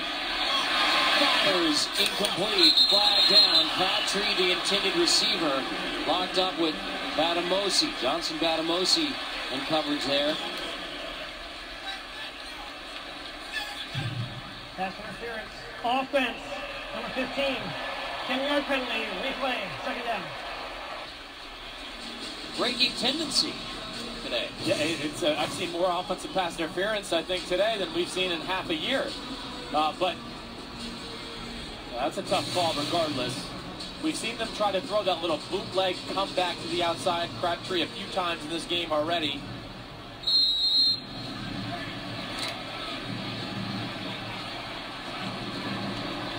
So second down and 13 against a banged-up Browns defense. There it is again up top, though. Same matchup. Empty backfield. Carr slant incomplete. Off the hands of Crabtree. Batamosi again in coverage. Yeah, he'll be mad at himself when he watches the film tomorrow, because this could have been, if he hits him in stride, this could have been a touchdown right here for Michael Crabtree. And what's even more is he had it on the other side with Amari Cooper as well. But hey, Derek Carr, you can't hit them all. You're going to miss some throws as a quarterback. He's made a lot of big-time ones today. There are touchdown passes for Derek Carr after the game-winning drive a week ago to beat Baltimore. Reese motions out. 3rd and 13. Carr right back to Crabtree on the slant. This time no run after the catch. Opportunity. So 4th down coming up. Janikowski and the field goal unit out. Kirksey and Batamosi make the stop.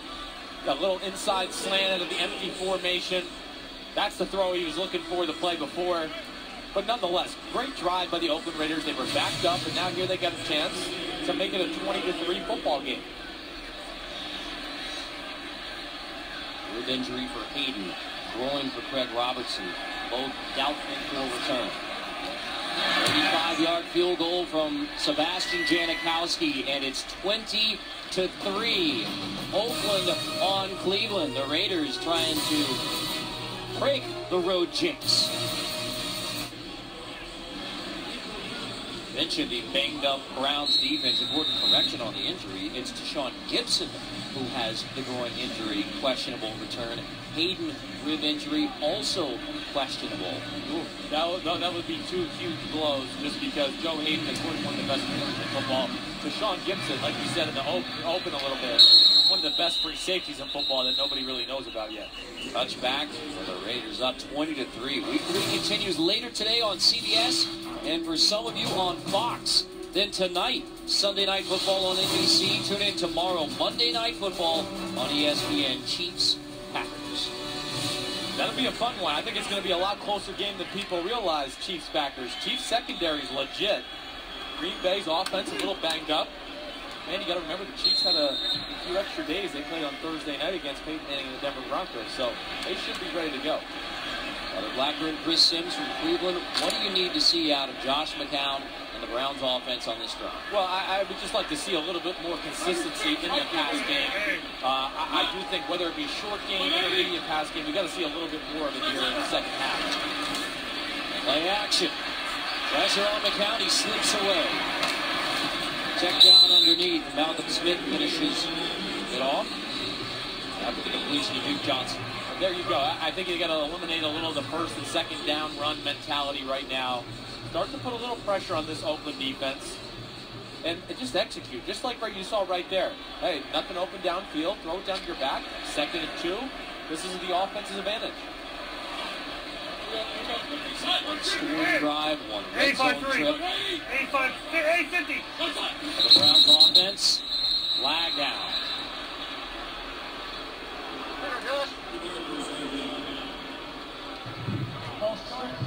Offense, 81.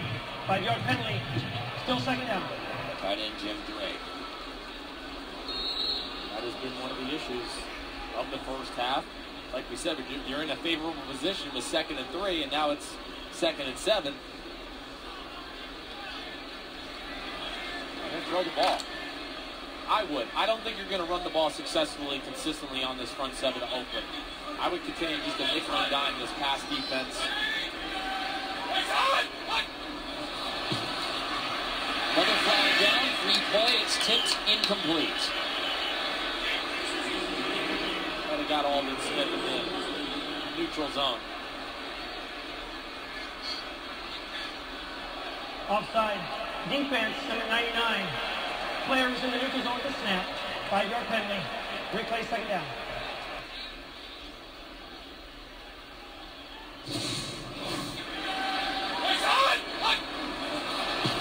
Yeah, love it. That's what you got to do against good pass rushers. You don't want them to get continually know the snap count, get a feel for it. Alden Smith, he's too explosive. He'll be in your lap before you know it if he knows the snap count play after play. Nice better move by Josh McCown. 2nd and 2 out of the eye. Quick hitter. Incomplete. Almost picked. It's behind the hard line. Thorpe nearly had the INT. Yes, he did. That's a throw. Yes, Josh McCown has to get in front of him.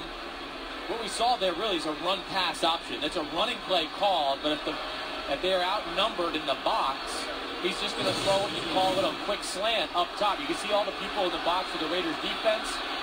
That's why he throws it. Little off target, and now we hear the Johnny calls. The dog pound is chanting for him. And Armstrong and the Raiders are encouraging it. Johnny Manziel on the sideline. Josh McCown on 3rd and 2. Play action, pressure up the middle. McCown. It is complete. Hardline somehow makes that grab in heavy traffic to convert. Oakland sends the pressure. Hardline, it looks like he caught the ball between his legs. I think that's what he did. Browns try to hurry up. I don't know. At the initial first look, I thought he did catch it. I thought he trapped it between his legs, but Jack Del Rio wants to see otherwise. And he should. It's a big play. Oakland challenging and ruling on the field of a completed catch. So the challenge from Jack Del Rio and the Raiders on this, ruled a catch by Brian Hardline. And what a catch it would be.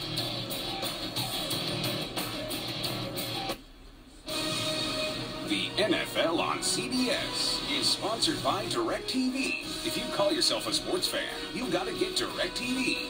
And by Rent.com, where everything's totally legit.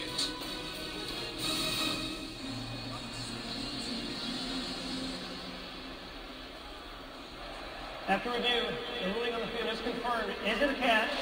The yards is left for a first down. Oakland will be charged its first timeout. Rulebook says if the ball touches the ground after the player secures control of it, it is a catch as long as the player continues to maintain control. And that's exactly what happened here. I mean, he did a great job. You can see the ball. I don't think it ever touches the ground there. He traps it between his legs. And it was a good challenge by Jack Del Rio, too. It's a 3rd down.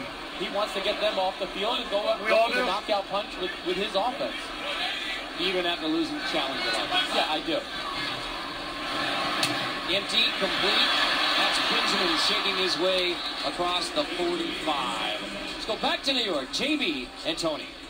This guy has been Mr. Durable, Tony. Yeah, he has. This is not really a good look for the Pittsburgh Steelers. Mark Barron comes in here, gets tripped up, goes a little low, hits Ben right in his knee right there. We don't know how reports as far as what type of injury it is, but it did not look good. He gets carted off the field. Back to Carter Blackburn and Chris Sims. Here in Cleveland, McCown, the incompletion on second down. How big of an injury is that? Well, I mean, Ben Roethlisberger is one of the 3 best quarterbacks in football, in my opinion, and that offense was on pace to be an almost a record-setting type offense with all the weapons he has. Le'Veon Bell back today for the first time. That would be a huge blow to the Steelers. Their defense is not top-notch like years past. They needed the offense to be big time.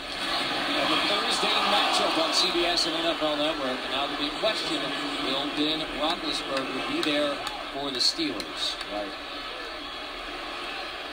Third down and short. Pass incomplete intended for Hausler, Alden Smith, and bringing the pressure. Yeah, Alden Smith, it's the second play in a row he deflected a pass. Just size, length, and that's, of course, great football IQ and recognizing the short pass game and getting your hands up. But Cleveland's going for it right here. And Oakland is not organized. They're going to have to call a timeout. Cleveland only 1 for 3 on 4th downs. And there's the timeout.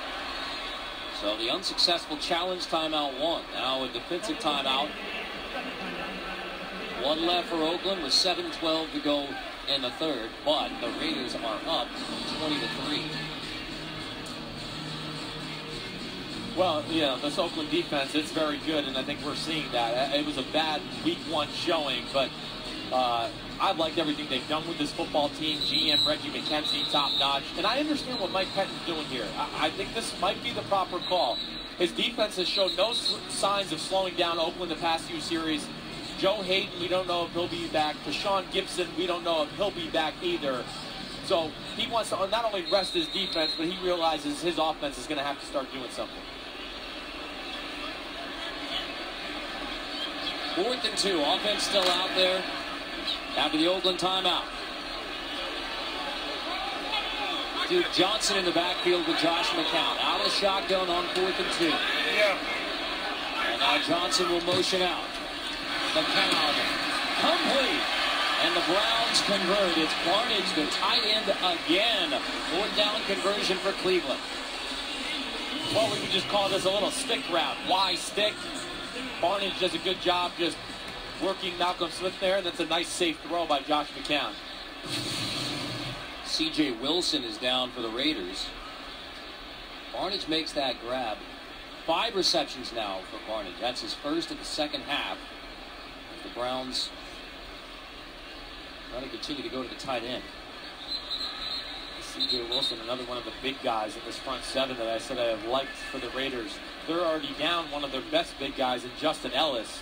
Him and Dan Williams, it's 700 pounds of big boy in the middle of that defense when they're in there. So they're a little thin at the position as it is right now. This will hurt. Ellis down with an ankle injury. C.J. Wilson, the 60-year pro out of East Carolina, hobbling back to the Raiders sideline. Career high for Barnage.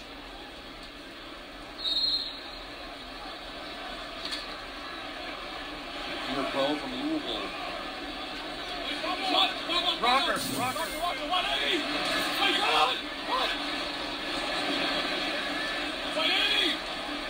Barnage in motion on 1st and 10. McCown. Trouble in the pocket.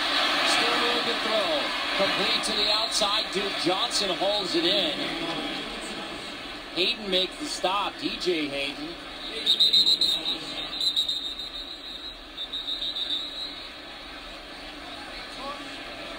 And it's Hayden who is down on the Browns sideline after making the tackle.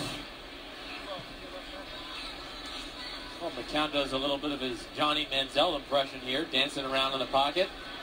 Nobody was open. He did a good job getting the ball there to DJ Hayden. This is the one thing that's been unfortunate for DJ Hayden. I really like him. First-round pick a few years back out of Houston, but injuries have been an issue and plagued him throughout his young career. The McCown-Manziel comparison in the pocket. Now, they grew up near each other. Right. McCown Jacksonville, Texas, Johnny Manziel, originally from Tyler, Texas. Then the family moved to Kerrville in the beautiful Texas Hill Country, Right. where he went on to star for the Tybee High School Antlers there in Kerrville, Texas. You're from Texas. Right. Went to the same high school as Johnny Manziel. Derek Carr is from Texas. I mean, this is the all-Texas quarterback football game here. They like to say at Tybee High School, Tybee fight never dies. So Johnny Manziel, year 2. Yes, he's the backup right now for the Cleveland Browns. The fans have chanted Johnny at times. Right. They have booed Josh McCown at times in his debut as the starter at home. But you think for the Cleveland Browns in 2015, Josh McCown is the guy as long as he's healthy? Yes, and I think just at least for the time being. I'm not going to say for all of 2015. You know, we'll evaluate as the season goes. But as of right now, and I think they just want Johnny to earn it as well. You know, his rookie year was not exactly what he wanted, what they wanted, but all things are going in the right direction for Johnny football. 2nd and 8, McCown over the middle, complete. That's Duke Johnson again. But Johnson wrestled down as soon as he grabs it. Malcolm Smith makes the stop to force 3rd and long. And again, you see the speed of Malcolm Smith. I mean, he's got no problem running with Duke Johnson, who was an extremely explosive running back out of Miami. I thought McCown was a little late in throwing the ball here to Duke Johnson. But good open field tackling by the Raider defense. By the way, Josh McCown was out of that week 2 start because concussion protocol told us it's good. I appreciate it even more now, having gone through it. McCown on 3rd and 8, slant, caught, 1st down. Hardline. People don't realize how big Brian Hardline is until you see him in person. He's 6'2". He's a good target for those type of throws right there. Contested over the middle. He can use his body to shield off defenders. Last 10, 7 for 10 as Josh McCown of the Browns starting to find a rhythm. They got it going. Like I said, let's not be too critical of Josh McCown here in Cleveland quite yet. There isn't exactly been wide open receiver running down the field. On 1st and 10, another completion. So 8 for his last 11. This one goes to Taylor Gabriel, 2nd-year player from Abilene Christian. Emerson on the stop. Yeah, and Gabriel, another guy is, you know, like Hawkins, extremely explosive, quick. But, hey, we talked about it before the series. They needed to get the intermediate short passing game going. There hasn't been much open downfield. So Josh McCown, you're a veteran quarterback. You're a good thrower in the football. He's smart. He's making the right decisions and the proper throws right now.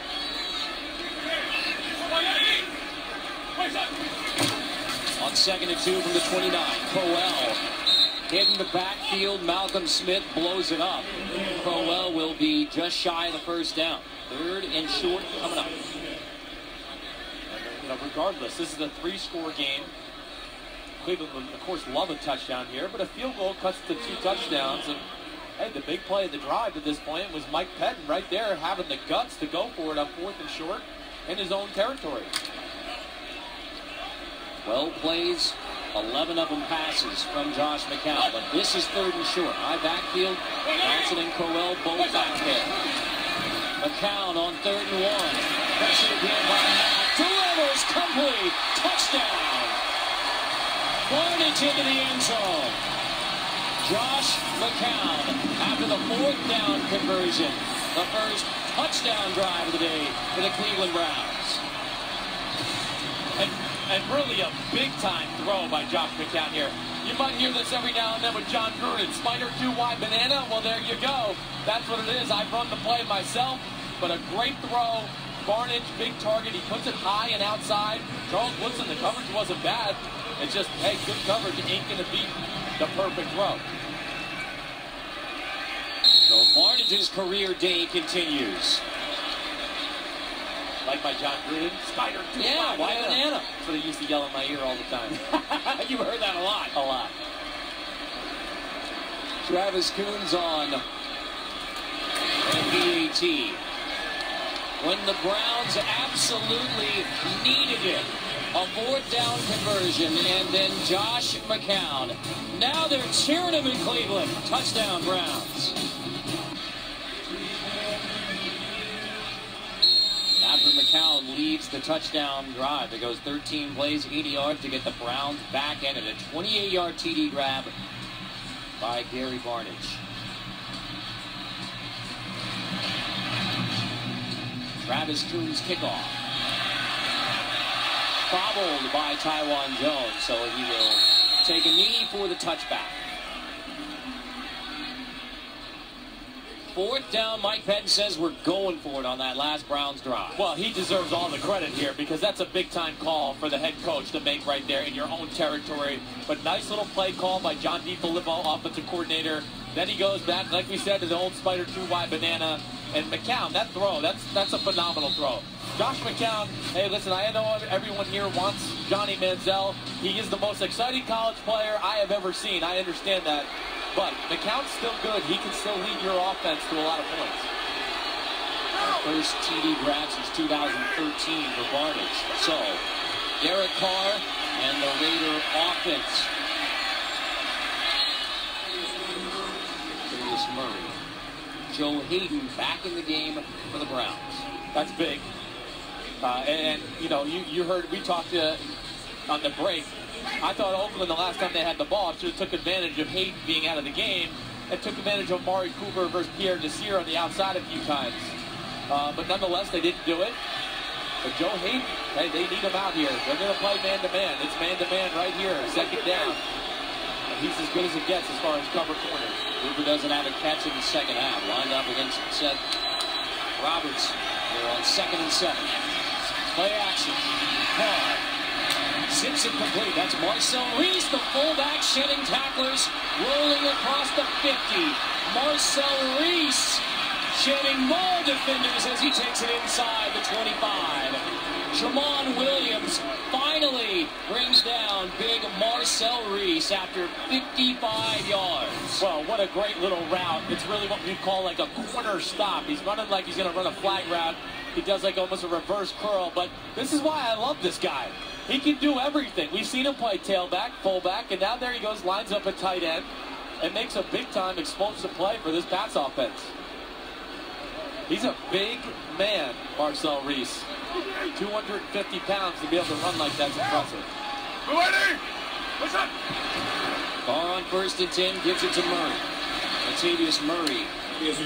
Nothing much on the right side.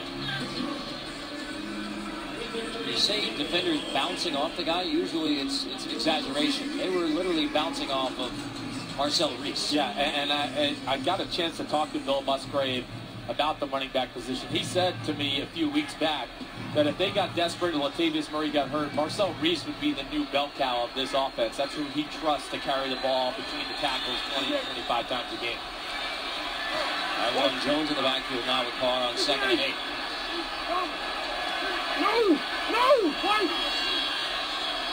One-on-one at the bottom of the screen. Play fake, Carr zips it on the slant. Seth Roberts makes the grab again. Roberts near the 1st down. Williams in coverage. Sorry to cut you off there, Carter, but that's nice play design by the Oakland Raiders. Bill Musgrave. We've seen them do this a few times today.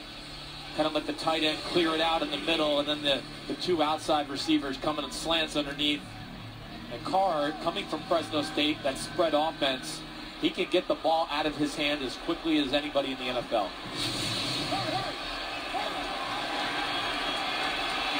Bill Musgrave there. Long-time offensive play caller. Guy I got a lot of respect for. On 3rd and 1. It's Murray. Takes it inside the 10. Flag down. We're going to get 96, Xavier Cooper, first-year player to Washington State. He jumped the gun a little bit at defensive tackle position.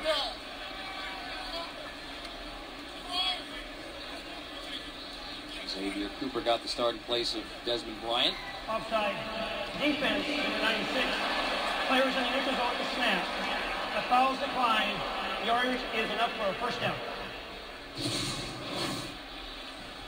Well, you're going to see, here he is right here. It's my wrong circle button, just so you know, but you can see he gets off the ball a little bit. A little quick. Nice little cutback run there by Latavius Murray. Good job recovering by Carlos Dansby, the longtime middle linebacker. Still a circle. It was still a circle. Still a circle. I'm a lefty. My drawing is not good regardless. So first and goal for the Raiders, and they will let it tick away, so it'll be first and goal to begin the fourth quarter, and a chance for Oakland to close out the road win. That's the end of the third quarter, 20-10. We'll return to Cleveland after this message and a word from your local station. You're watching the NFL on CBS. Raiders fans hope to leave Cleveland happy. A 20-10 lead as we go into the fourth quarter. Carter Blackburn, Chris Sims. First and goal for Derek Carr and the Raiders. Murray in the backfield. Latavius Murray on first and goal. Pushes to near the 5.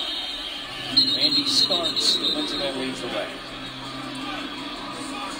Well, of course, Oakland wants to run some clock here a little bit. They're going to go hurry up, though. The reason you go hurry up down here is it can sometimes limit the defensive calls. But you see, it's 3 receivers on 3 defensive backs at the top of your screen. Second and goal, Murray takes it again. Stretching, touchdown, Latavius Murray.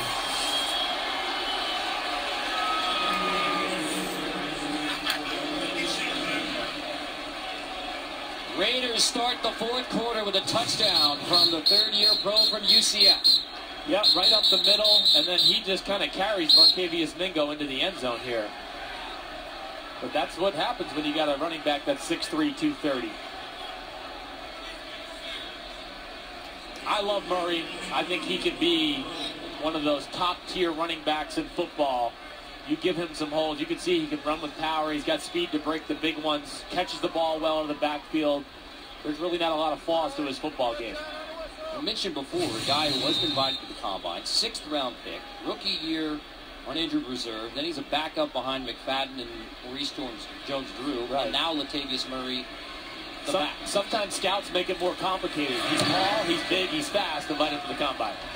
Janikowski boots it through. 27-10 now, Raiders. Carr leads another touchdown drive, capped by Murray. Thursday night football now has a big question mark. Ben Roethlisberger, left knee injury today. He is now doubtful when Baltimore and Pittsburgh meet Thursday on CBS and NFL Network. Yeah, devastating. As a football fan, you don't want to see that happen to Ben Roethlisberger. He's one of the all-time greats at the quarterback position. Won 2 Super Bowls, been in 3, just carried that organization through a number of years. So this is one of the great rivalries in all of football, but a shame to see. And you know who we're going to see on Thursday night if Ben Roethlisberger can't go? A fellow lefty named Michael Vick. And if Michael Vick, he could work it in that offense. Because Michael Vick can throw the ball down the field as good as a Ben Roethlisberger. So hopefully they don't miss a whole lot within that offense. Touchback, Browns get it at the 20. Saturday, best game for the best conference. Alabama takes on Georgia. The SEC on CBS begins with Inside College Football and College Football Today. So we'll see Nick Chubb for Georgia in that game. Leonard Fournette, Nick Chubb. Where do you stand in that debate? Heisman-wise and draft-wise. Oh, Leonard Fournette is a man of all men. I mean, he's a guy that they need to adjust the NFL rule for guys like Leonard Fournette. He should be able to come out after his sophomore year of college football. He is ready. He is pro-ready. He'd be one of the best backs in football right now in the NFL. Amari Cooper was ready coming out of Alabama. Blitnikoff was the winner. Khalil Mack drops Josh McCown. Well, Khalil Mack, of course, is a really good player, but when you have him one-on-one with your fullback, that is an issue. Malcolm Johnson blocking Khalil Mack, that's an issue in schematical pass protection there. That should really never happen. Well put. That's an issue. That's an issue, yeah. And that goes on to the coaches. They got to make sure that their fullback's never one-on-one with a guy like Mack or Aldon Smith. A lone touchdown drive for the Browns, the last one. Josh McCown, that's incomplete. Intended for Gabriel, 3rd and long. Correction, intended for Hawkins. 3rd and long and a hurry for Cleveland. Yeah, not a good start to the drive here. But of course the sack puts them really behind the 8 ball. And now it's 3rd and long, and of course you're down 27-10. If you're Josh McCown here, you've got to be a little more aggressive with some of your decision making. Not saying you want to do anything careless, but you might have to push the boundaries just a hair bit. 3 sacks, a chance for another one. On 3rd and 17, McCown hit as he throws the deep shot, complete. Hardline hauls it in to convert on 3rd and 17 over Nico Court. Big time throw. Hardline, more speed than he's ever getting the respect for. But you see, he's got people in his way, adjusts his delivery and throws a down the field ball that is right on target. 41 yards on the grab. So Hardline gets a well-deserved rest on 1st and 10. McCown pumps. Another deep shot on 1st and 10. Flag down. Ball knocked away. Intended for Taylor Gabriel. That's David Amerson. They're going to get him for pass interference, Amerson.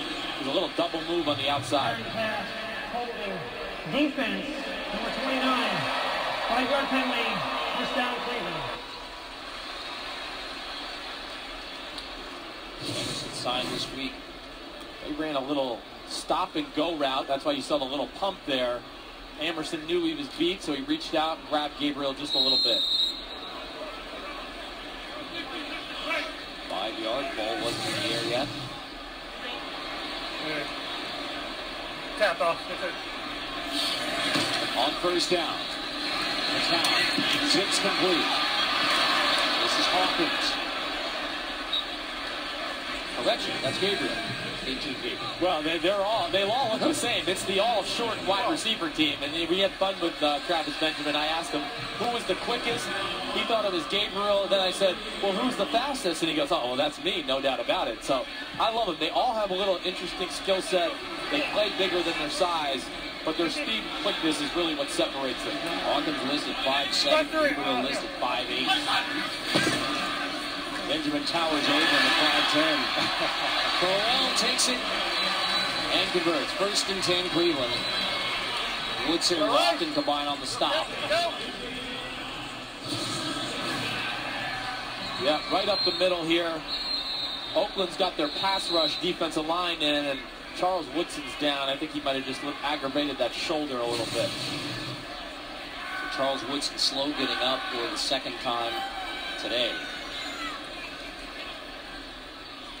18-year pro.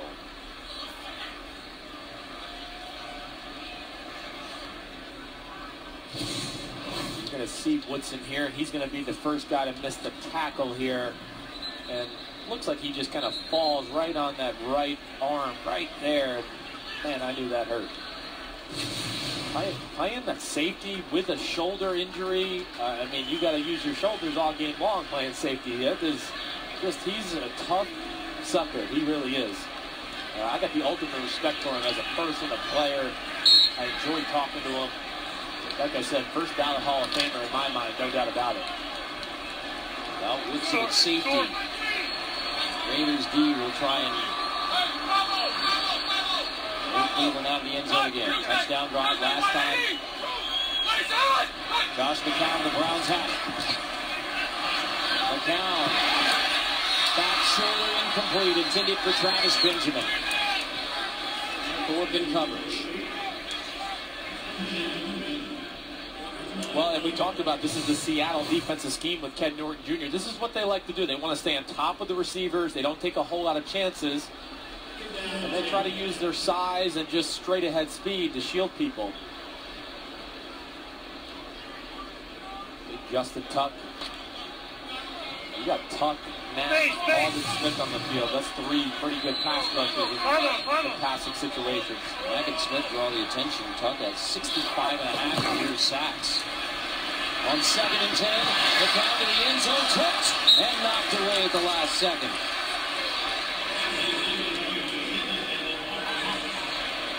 Asante knocks it away. Well, he's trying to squeeze it in. The other thing, too, is just McCown was under, he was under duress, Josh McCown again. Asante does a good job getting up to knock that ball, but he's lucky he didn't get really a late hit call there. He's looking around because he thought he might have got caught. Like big Dan Williams. Short. Johnson in the backfield with McCown.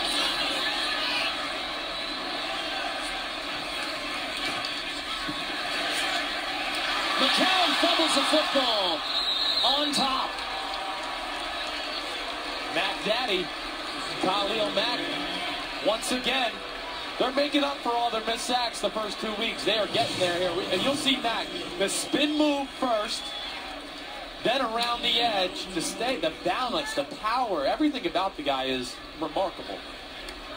That's a big-time play. It really is. Schwartz gets back on top of it after the strip from Mack. Whew. Raiders bearing down. This is a 41-yard attempt. Travis Coons.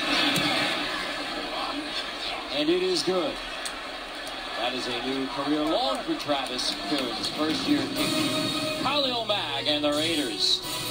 27-13. The NFL on CBS is sponsored by Verizon. Watch live primetime games with NFL Mobile only on Verizon. Toyota, let's go places. And by McDonald's, teaming up with the NFL like never before.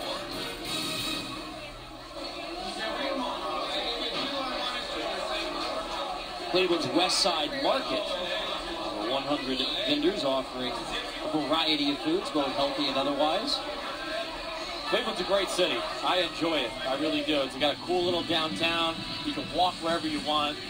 There's lots of restaurants, lots of life going on at nighttime. It's some pretty good bolognese. You know it, I did. We'll try this again. Carter Blackburn, Chris Sims from Cleveland. 27-13 Raiders on the Browns. And think about that game-winning drive for Oakland last week in Week 2. And you say, are the Raiders starting to turn a corner? I do think they are, yes. And I think those could be the like you're saying, the springboard was last week to finally give them the confidence to say, you know what, we can do it no matter what the situation. Hey, on the road, at home, last minute of the game, whatever it is, that'll give the young quarterback, the young offensive players, all the confidence to say, at least, hey, we've been there, we've done it. Now it's just a matter of going out and executing on the field. First kickoff, touchback. Raiders get it at the 20. Tomorrow on The Late Show with Stephen Colbert. Don't miss special guest, First Lady Michelle Obama, plus Mindy Kaling and John Legend. Tomorrow on The Late Show. Loving Stephen Colbert on The Late Show. Good. I of course, work in New York City 5 days a week, so it's cool to see, you know, you saw the Letterman show there for so long. Now you see Colbert.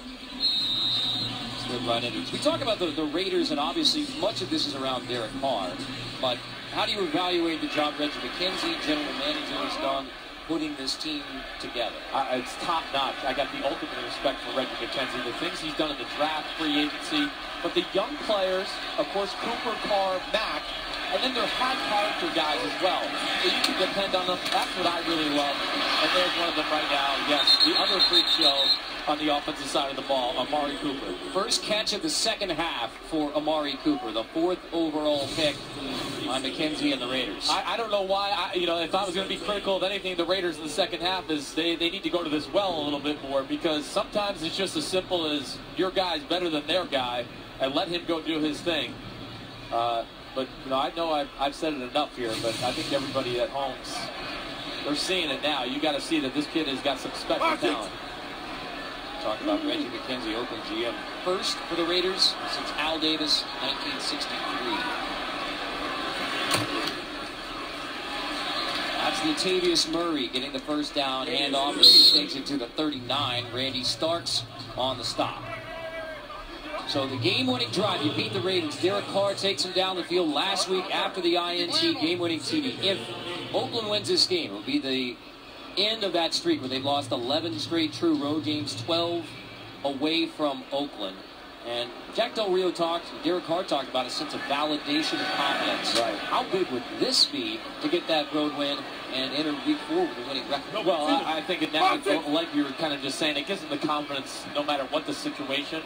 And I think this Raider team, people might call me crazy, I think they are a fringe playoff-type football team. This is no longer the doormat of the NFL.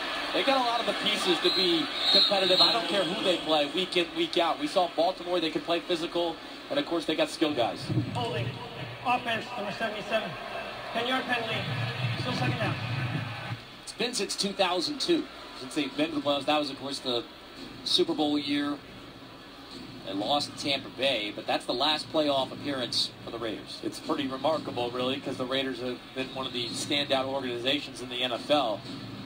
But this is the new regime.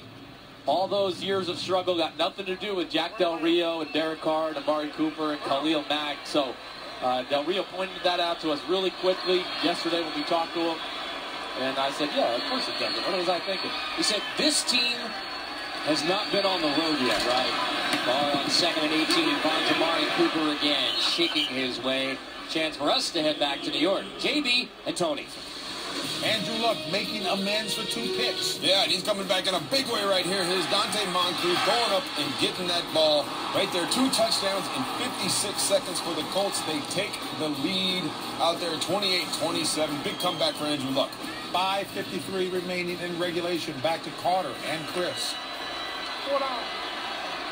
Turning into a shootout between Mariota and Luck. Yeah, that's what Luck does. You think you got a beat, but he is Mr. Fourth Quarter. It looks like he might get pressure. On 3rd and 11, back to Cooper again. Fumbles the football. Loose. Cleveland thinks they have it. Browns football. After the catch and fumble from Amari Cooper. Wow. That is big. Amari Cooper, if there's one negative, he's dropped a few balls in the preseason, dropped a few balls the first 2 weeks of the year. That was a good hit regardless. The Browns have a chance after the fumble from Amari Cooper instead of a conversion. Cleveland football down 2 touchdowns in the 4th. Christian Kirksey causes the fumble. John Hughes recovers it from Amari Cooper. So now Josh McCown and the Browns on 1st and 10. McCown right after the first turnover of the game for either side goes to Andrew Hawkins, the 5th-year pro from Toledo. It's a little bunch set that they like to run in Cleveland a lot. One guy goes to the corner. Hawkins goes out, runs a little 5-yard out route. McCown looked downfield, nothing was there. Came to Hawkins. After the Cooper fumble, Charles Woodson back on the field for the Raiders. Motion on the line prior to 2nd and 2. Good job by Joe Thomas recognizing the guys in the neutral zone. That's why he moved. Neutral zone infraction. Defense, number 99. 5-yard penalty, and the yards is enough for a first down. Joe Thomas knows a few tricks of the trade. That is right. He's been around, one of the best left tackles in football. That's no surprise. But again, I think that's Josh McCown. You've heard it. Hard count. He's doing everything he can to at least slow down Aldon Smith and Khalil Mack off the edge.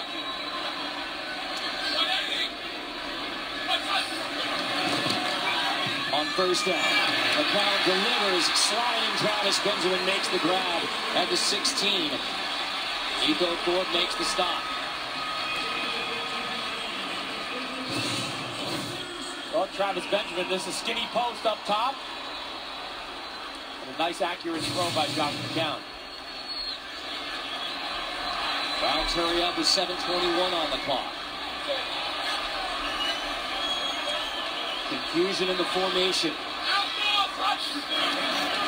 McCown on 1st and 10. Knocked away at the last second. T.J. Carey delivers the blow on Andrew Hawkins. Well, and that's why T.J. Carey's playing safety a little bit, because they needed help at the position. He, of course, was the starting corner, but can run, and for a corner, he tackles very well. So that's why they make the move, but it does help their pass defense. The count after 7 for 15. The booze in the first half. Now 13 for 21. Led the touchdown drive. Now 2nd and 10. Red zone again. Josh McCown, time to throw. This time he delivers a beauty to Gabriel. 1st and goal, Browns. You said it, Carter. That was a beauty, because this is the only place he could throw it. DJ Hayden was in great coverage. He was all over it. But the perfect throw once again. 1st and goal for the Browns. Hurry up, McCown in the shotgun.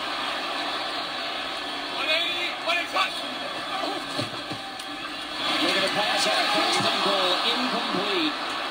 That was Barnage intended again in the back of the end zone, incomplete. E.J. Hayden in coverage. Yeah, McCown will be angry at himself tomorrow when he sees that, because he did. He had the touchdown throw here. He's trying to be safe. He's in the end zone. He's trying to throw it up high just in case the ball gets deflected. It goes out of the back of the end zone. That's what you're taught. High in the back, low in the front. But he was just a little too high there. 5 plays this drive, all passes. McCown second goal, slam. Benjamin, touchdown. Travis Benjamin wins the wrestling match at the goal line with D.J. Hayden. Josh McCown trying to lead the Browns to a fourth quarter comeback.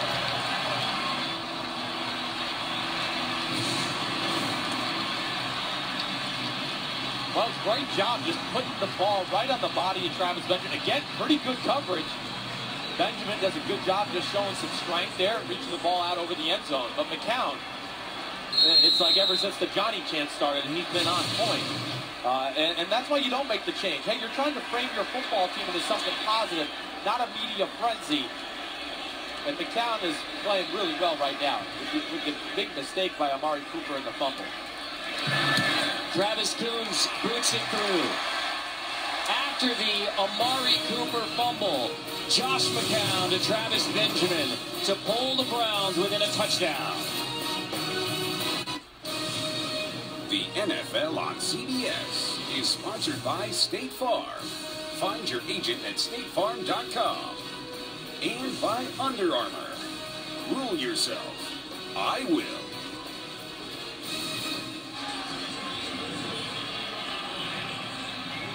Carter Blackburn, Chris Sims back in Cleveland.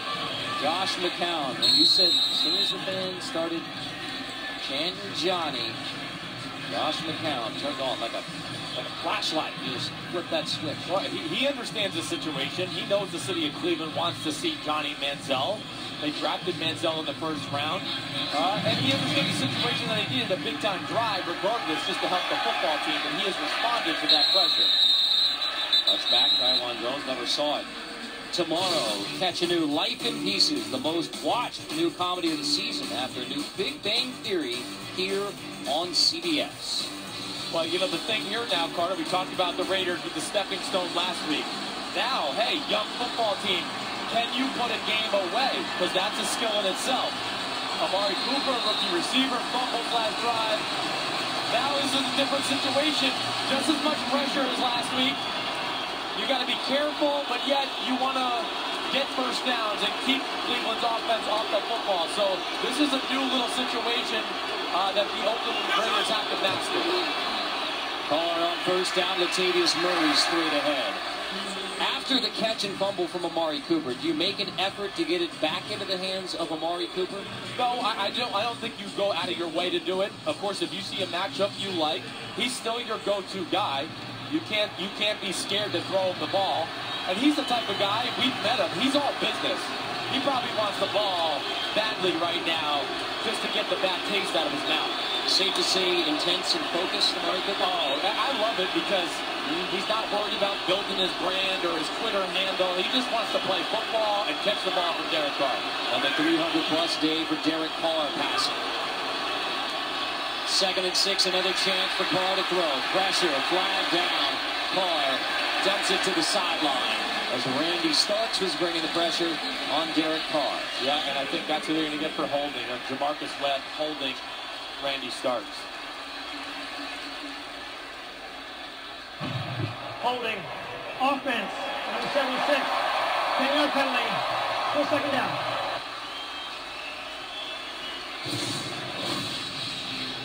Right, the right guard there. You see him.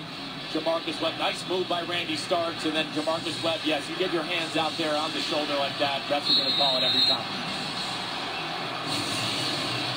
It was a 2-touchdown lead for Oakland. They were closing in on icing their first win in the Eastern Time Zone since 2009. Now it's a touchdown game.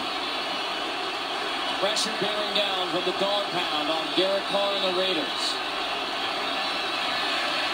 Murray Slips away, only gets to the 15. It'll be 3rd and long.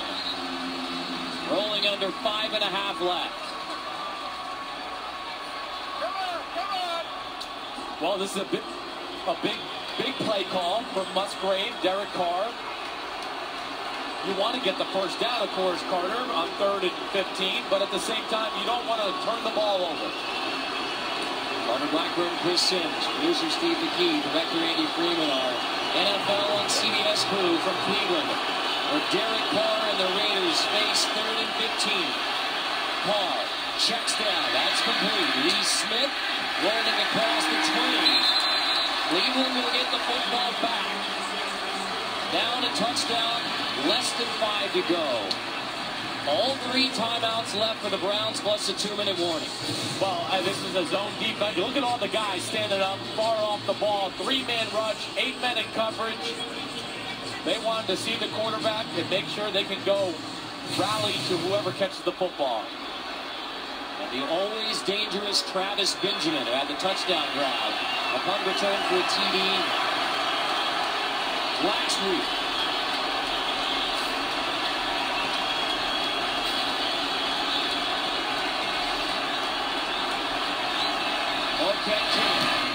Hits it at the 13. Benjamin waits for the fair catch. Fumbles it. Benjamin appears to get on top.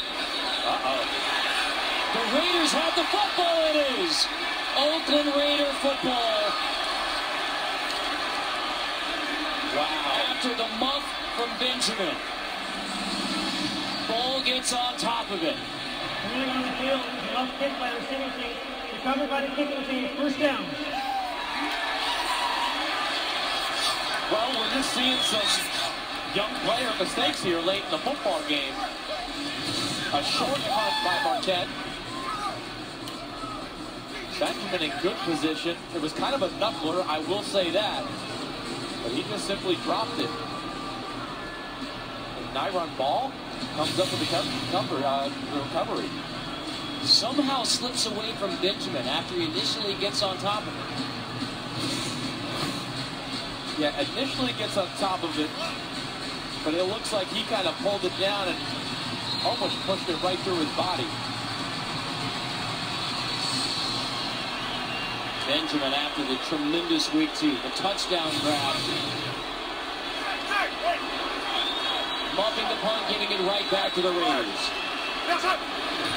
Call from inside the 45. Latavius Murray. So Oakland will be in prime position to go back up by 2 scores, rolling to 3:45.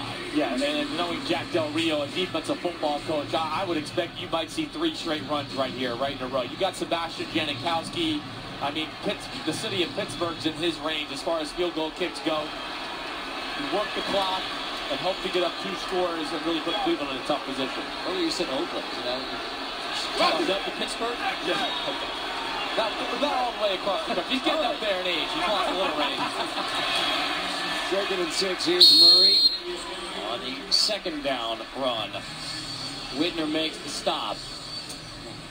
Now, if you do call a pass play here, you call something very high percentage. And this is the type of situation, too. You just tell Derek Carr, hey, he's either wide open, you hit him with the throw. If it's not there, tuck it and run, or just throw it away altogether. But you don't take any risks here as a quarterback. Raiders in no rush. And I really think you might see a run again. The numbers are favorable to running the football. Instead, Carr, the pass on 3rd and 5. Throws it incomplete. It was intended for Amari Cooper. 2:37. Hayden there in coverage. And it'll be Janikowski coming out to make it a 2-score game. Yeah, and the only reason I might have ran the football there, and I'm not going to second-guess Bill Musgrave or Jack Del Rio, but just, again, maybe to get a few yards closer for Janikowski. Not saying that it's a huge difference, but just make it a little easier on him. Benjamin is back on the field goal attempt from Janikowski. Yep, just in case. If it's short, maybe Cleveland's being a little cautious of maybe a little quick squib punt. Offense. There you go.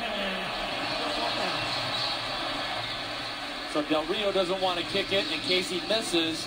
Doesn't want to give the Cleveland Browns the field position to go down and get that tying score. He's a defensive coach, and he's saying, you know what, defense, go out there and put the game away.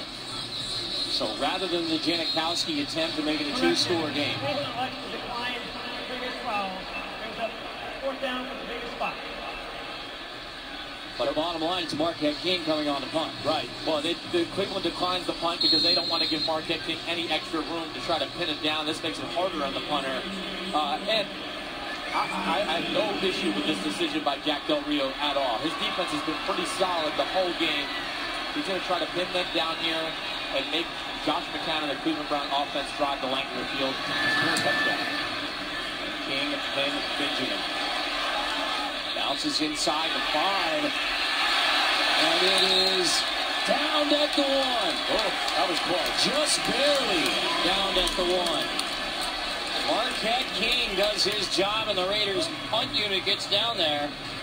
I think the thing to watch here is if does Taiwan Jones' foot hit the end zone here before he tosses it back? Because if it does, that becomes a touchback. Ooh, that close. It was really close. I think he got it out of his hand just in time. So Jones knocks it back, and then McGill recovers it at the 1. Man, is that close.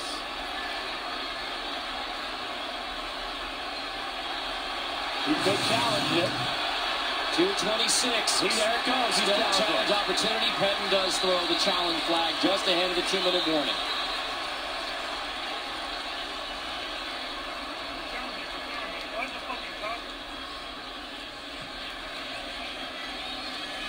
The challenge comes out. The issue, is it a touchback or is it at the 1? So the difference is 19 yards. Yes. And it's really just all about, let's watch this left foot. Is the ball out of his hand before that left foot touches the end zone? Cleveland is challenging and ruling on the field as to the dead ball spot on the last play. Again, ruling on the field is foot not down, no touchback down at the 1. It doesn't get any closer. I'll just say right now, I think it's going to be so close that they're going to say there's not enough evidence to overturn the original call. That's the standard, the indisputable visual evidence. Oh, I don't know. It looks like it might be touching his finger there. If it's touching his finger still. It's going to be Cleveland ball, either at the 1 or at the 20. They're actually going to spot it at the 2. So the difference between the 2-yard line and the 20-yard line. Browns going to have a chance. 3 timeouts plus the 2-minute warning. It's the question of, It's really just there at the end. Are the referees going to deem that ball out of his hand before the foot touches? let's bring in Mike Carey to discuss that touchback or down at the 2. Mike? A real close one. And here's the rule. It's not does he have control of the ball, is he touching the ball when he's touching in the end zone? Because that makes it dead in the end zone because the player is touching in the end zone. It makes it dead immediately. So that's what they're looking for. Was he still in contact with the ball when his foot touched inside the end zone? After review the play, ruling on the field stands is called. Cleveland's ball on the 2-yard line. Cleveland will be charged with its first timeout. So not confirmed, but it stands. Yes, and that's because they needed pure evidence that he was still in contact with the ball while his foot was in the end zone. Mike, thank you very much. You're the man, Mike. Man, you look good today, right there. But that was a good challenge by Mike Penton. He doesn't want his offense to start backed up on their own 2-yard line and have to go 98 yards. So they lose the timeout. 2 left for Cleveland plus the 2-minute warning. Josh McCown from the end zone. Deep shot, downfield. Incomplete. Benjamin was running free. McCown couldn't quite get it there. Sorry, I got a little excited there. But Benjamin ran a little double move up top, and Josh McCown had him. Little slant go, sluggo, what we call in the NFL. But Josh McCown's either got to just put it out there farther or maybe more on a line and just get the ball into Benjamin's hands. But there's TJ Carey, the range and the back end. That's why they moved into safety in Oakland. 2nd and 10 from the 2. McCown delivers complete. That's Hawkins shaking his way near the first down. And the big thing there, too, you know, Carter, Nico Thorpe, there's no reason to even jump the double move. That's another thing, you know, young team, you got to realize the situation. What's the point of taking the risk to jump a 5-yard route when a 90-yarder could tie the game? Move the chains, 1st and 10, 2:14.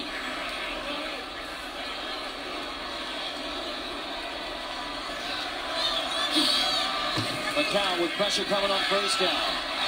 Tips and incomplete. 2:09. So Nico Autry, nice job getting it. We've seen it a few times today. The Raiders have done a very good job realizing, hey, we're not going to get to the quarterback. Let's read his delivery and get a hand up. And Autry, another one of these good defensive linemen they got here in Oakland. 2nd year out of Mississippi State. Another good SEC D lineman. They grow on trees in the SEC.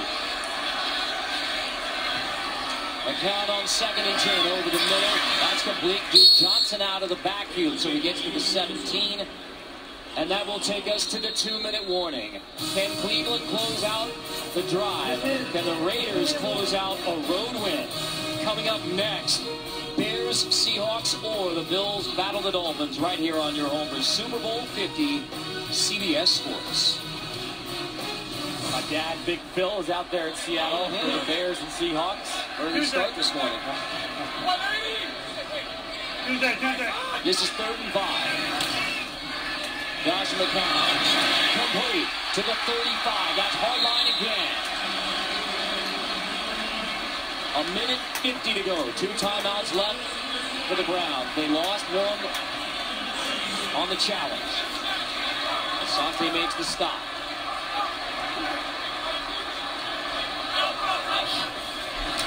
Down a touchdown from their own 36.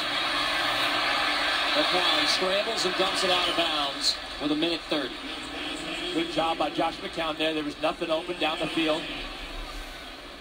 Well, here's the keys to the game. And, you know, I think right now you look at it, Cooper, Crabtree, they've done what they're supposed to. We said they got to expose the pass game a little bit or win their matchups of man-to-man coverage. Defense getting the 4 sacks. Cleveland, we thought they'd have, I thought they'd have to have a little more success in the pass game to win. Only 3 plays and 20-plus yards. They've gotten it going here as of late. But also, Cleveland's defense stopping the rush have not been successful at doing that. And I think that's why we're seeing Oakland. Oakland's keys to the game. They've been successful, and Cleveland not quite there yet. Raiders pressure again. McCown completes to midfield. It is caught. Marlon Moore hauls it in with 1:20. Josh McCown got the start. His first home start as a Cleveland Brown. Now can he lead the touchdown drive? With 1:04 left, 2 timeouts. McCown dragging over the middle. That's Duke Johnson. Makes the first man miss. Johnson knocked out of bounds. 55 seconds left. Johnson shoved out by Curtis Lofton. Wow, great job by Duke Johnson. Duke Johnson really just running a little halfback burst route is what we would call in the NFL, crossing the underneath. And this was a real good block by the receiver out there. It looked like it was Taylor Gabriel on TJ Carey. That gave Johnson a chance to get a few extra yards after the catch. 1st and 10 from the Oakland 31. Drones in the backfield with Josh McCown. Pressure again. Finds Drone out of the backfield. Wrapped up immediately at the 30. TJ Carey makes the stop. Timeout Cleveland. They'll have 1 timeout left with 49 seconds remaining. Carey drops Drone immediately. Yes, and you got to be conscious of that if you're an Oakland Raiders defender right now. You want to funnel everybody inside. Don't let them get out of bounds. Nice tackle by TJ Carey. They moved him back to the corner position here for the little 2-minute drill. played safety the majority of the game.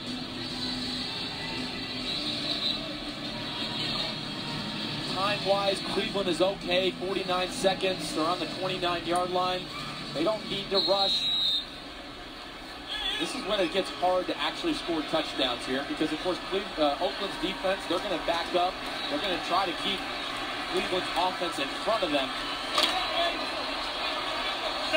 Josh McCown, his 9th NFL stop 4 years ago in the UFL with the Hartford Colonials. A chance to make a lot of friends in Cleveland. On 2nd and 8, he is sacked. Clock rolling 43 seconds. 5th sack of the day. Ball timeout. They do. They're on. Ball gets the sack. We thought they needed to get some pressure on the quarterback if they wanted to win the game. These are the situations you want that pressure.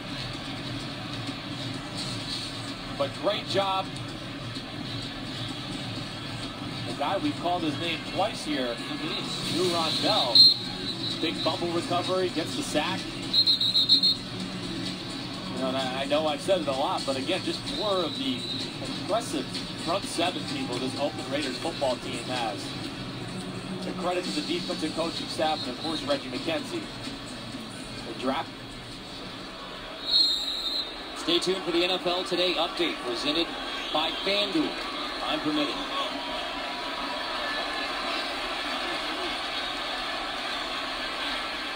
.43 seconds. 3rd and 14. Josh McCown. The deep shot, Benjamin. Intercepted. Inside the 15. It's Charles Woodson. There he is. HOF. Hall of Famer. And I'll say this too, on the back at the front end, Khalil Mack did not allow Josh McCown to step into the throw quite the way he wanted to. It's cover 2. He's trying to drive a ball between the corner and the safety. You're going to see Khalil Mack to your left from underneath. It was really him and Justin Tuck, I believe. Looks like he got 2 feet in. Hey, he did play receiver in college. That's how he won the Heisman. But unbelievable. Ball skills, banged up shoulder, great job.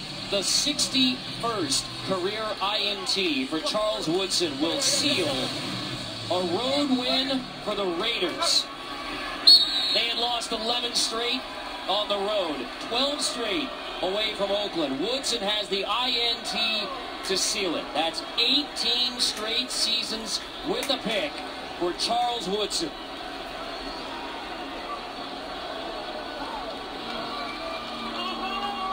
The Raiders will win it. Thanks for joining us, as always, on Black Friday, Raider Nation. We appreciate each and every one of you. First in Cleveland since '85. We're out. Road win since Peace, November love, 2013. Raider First Nation. in the Eastern Time Zone since December 2009 at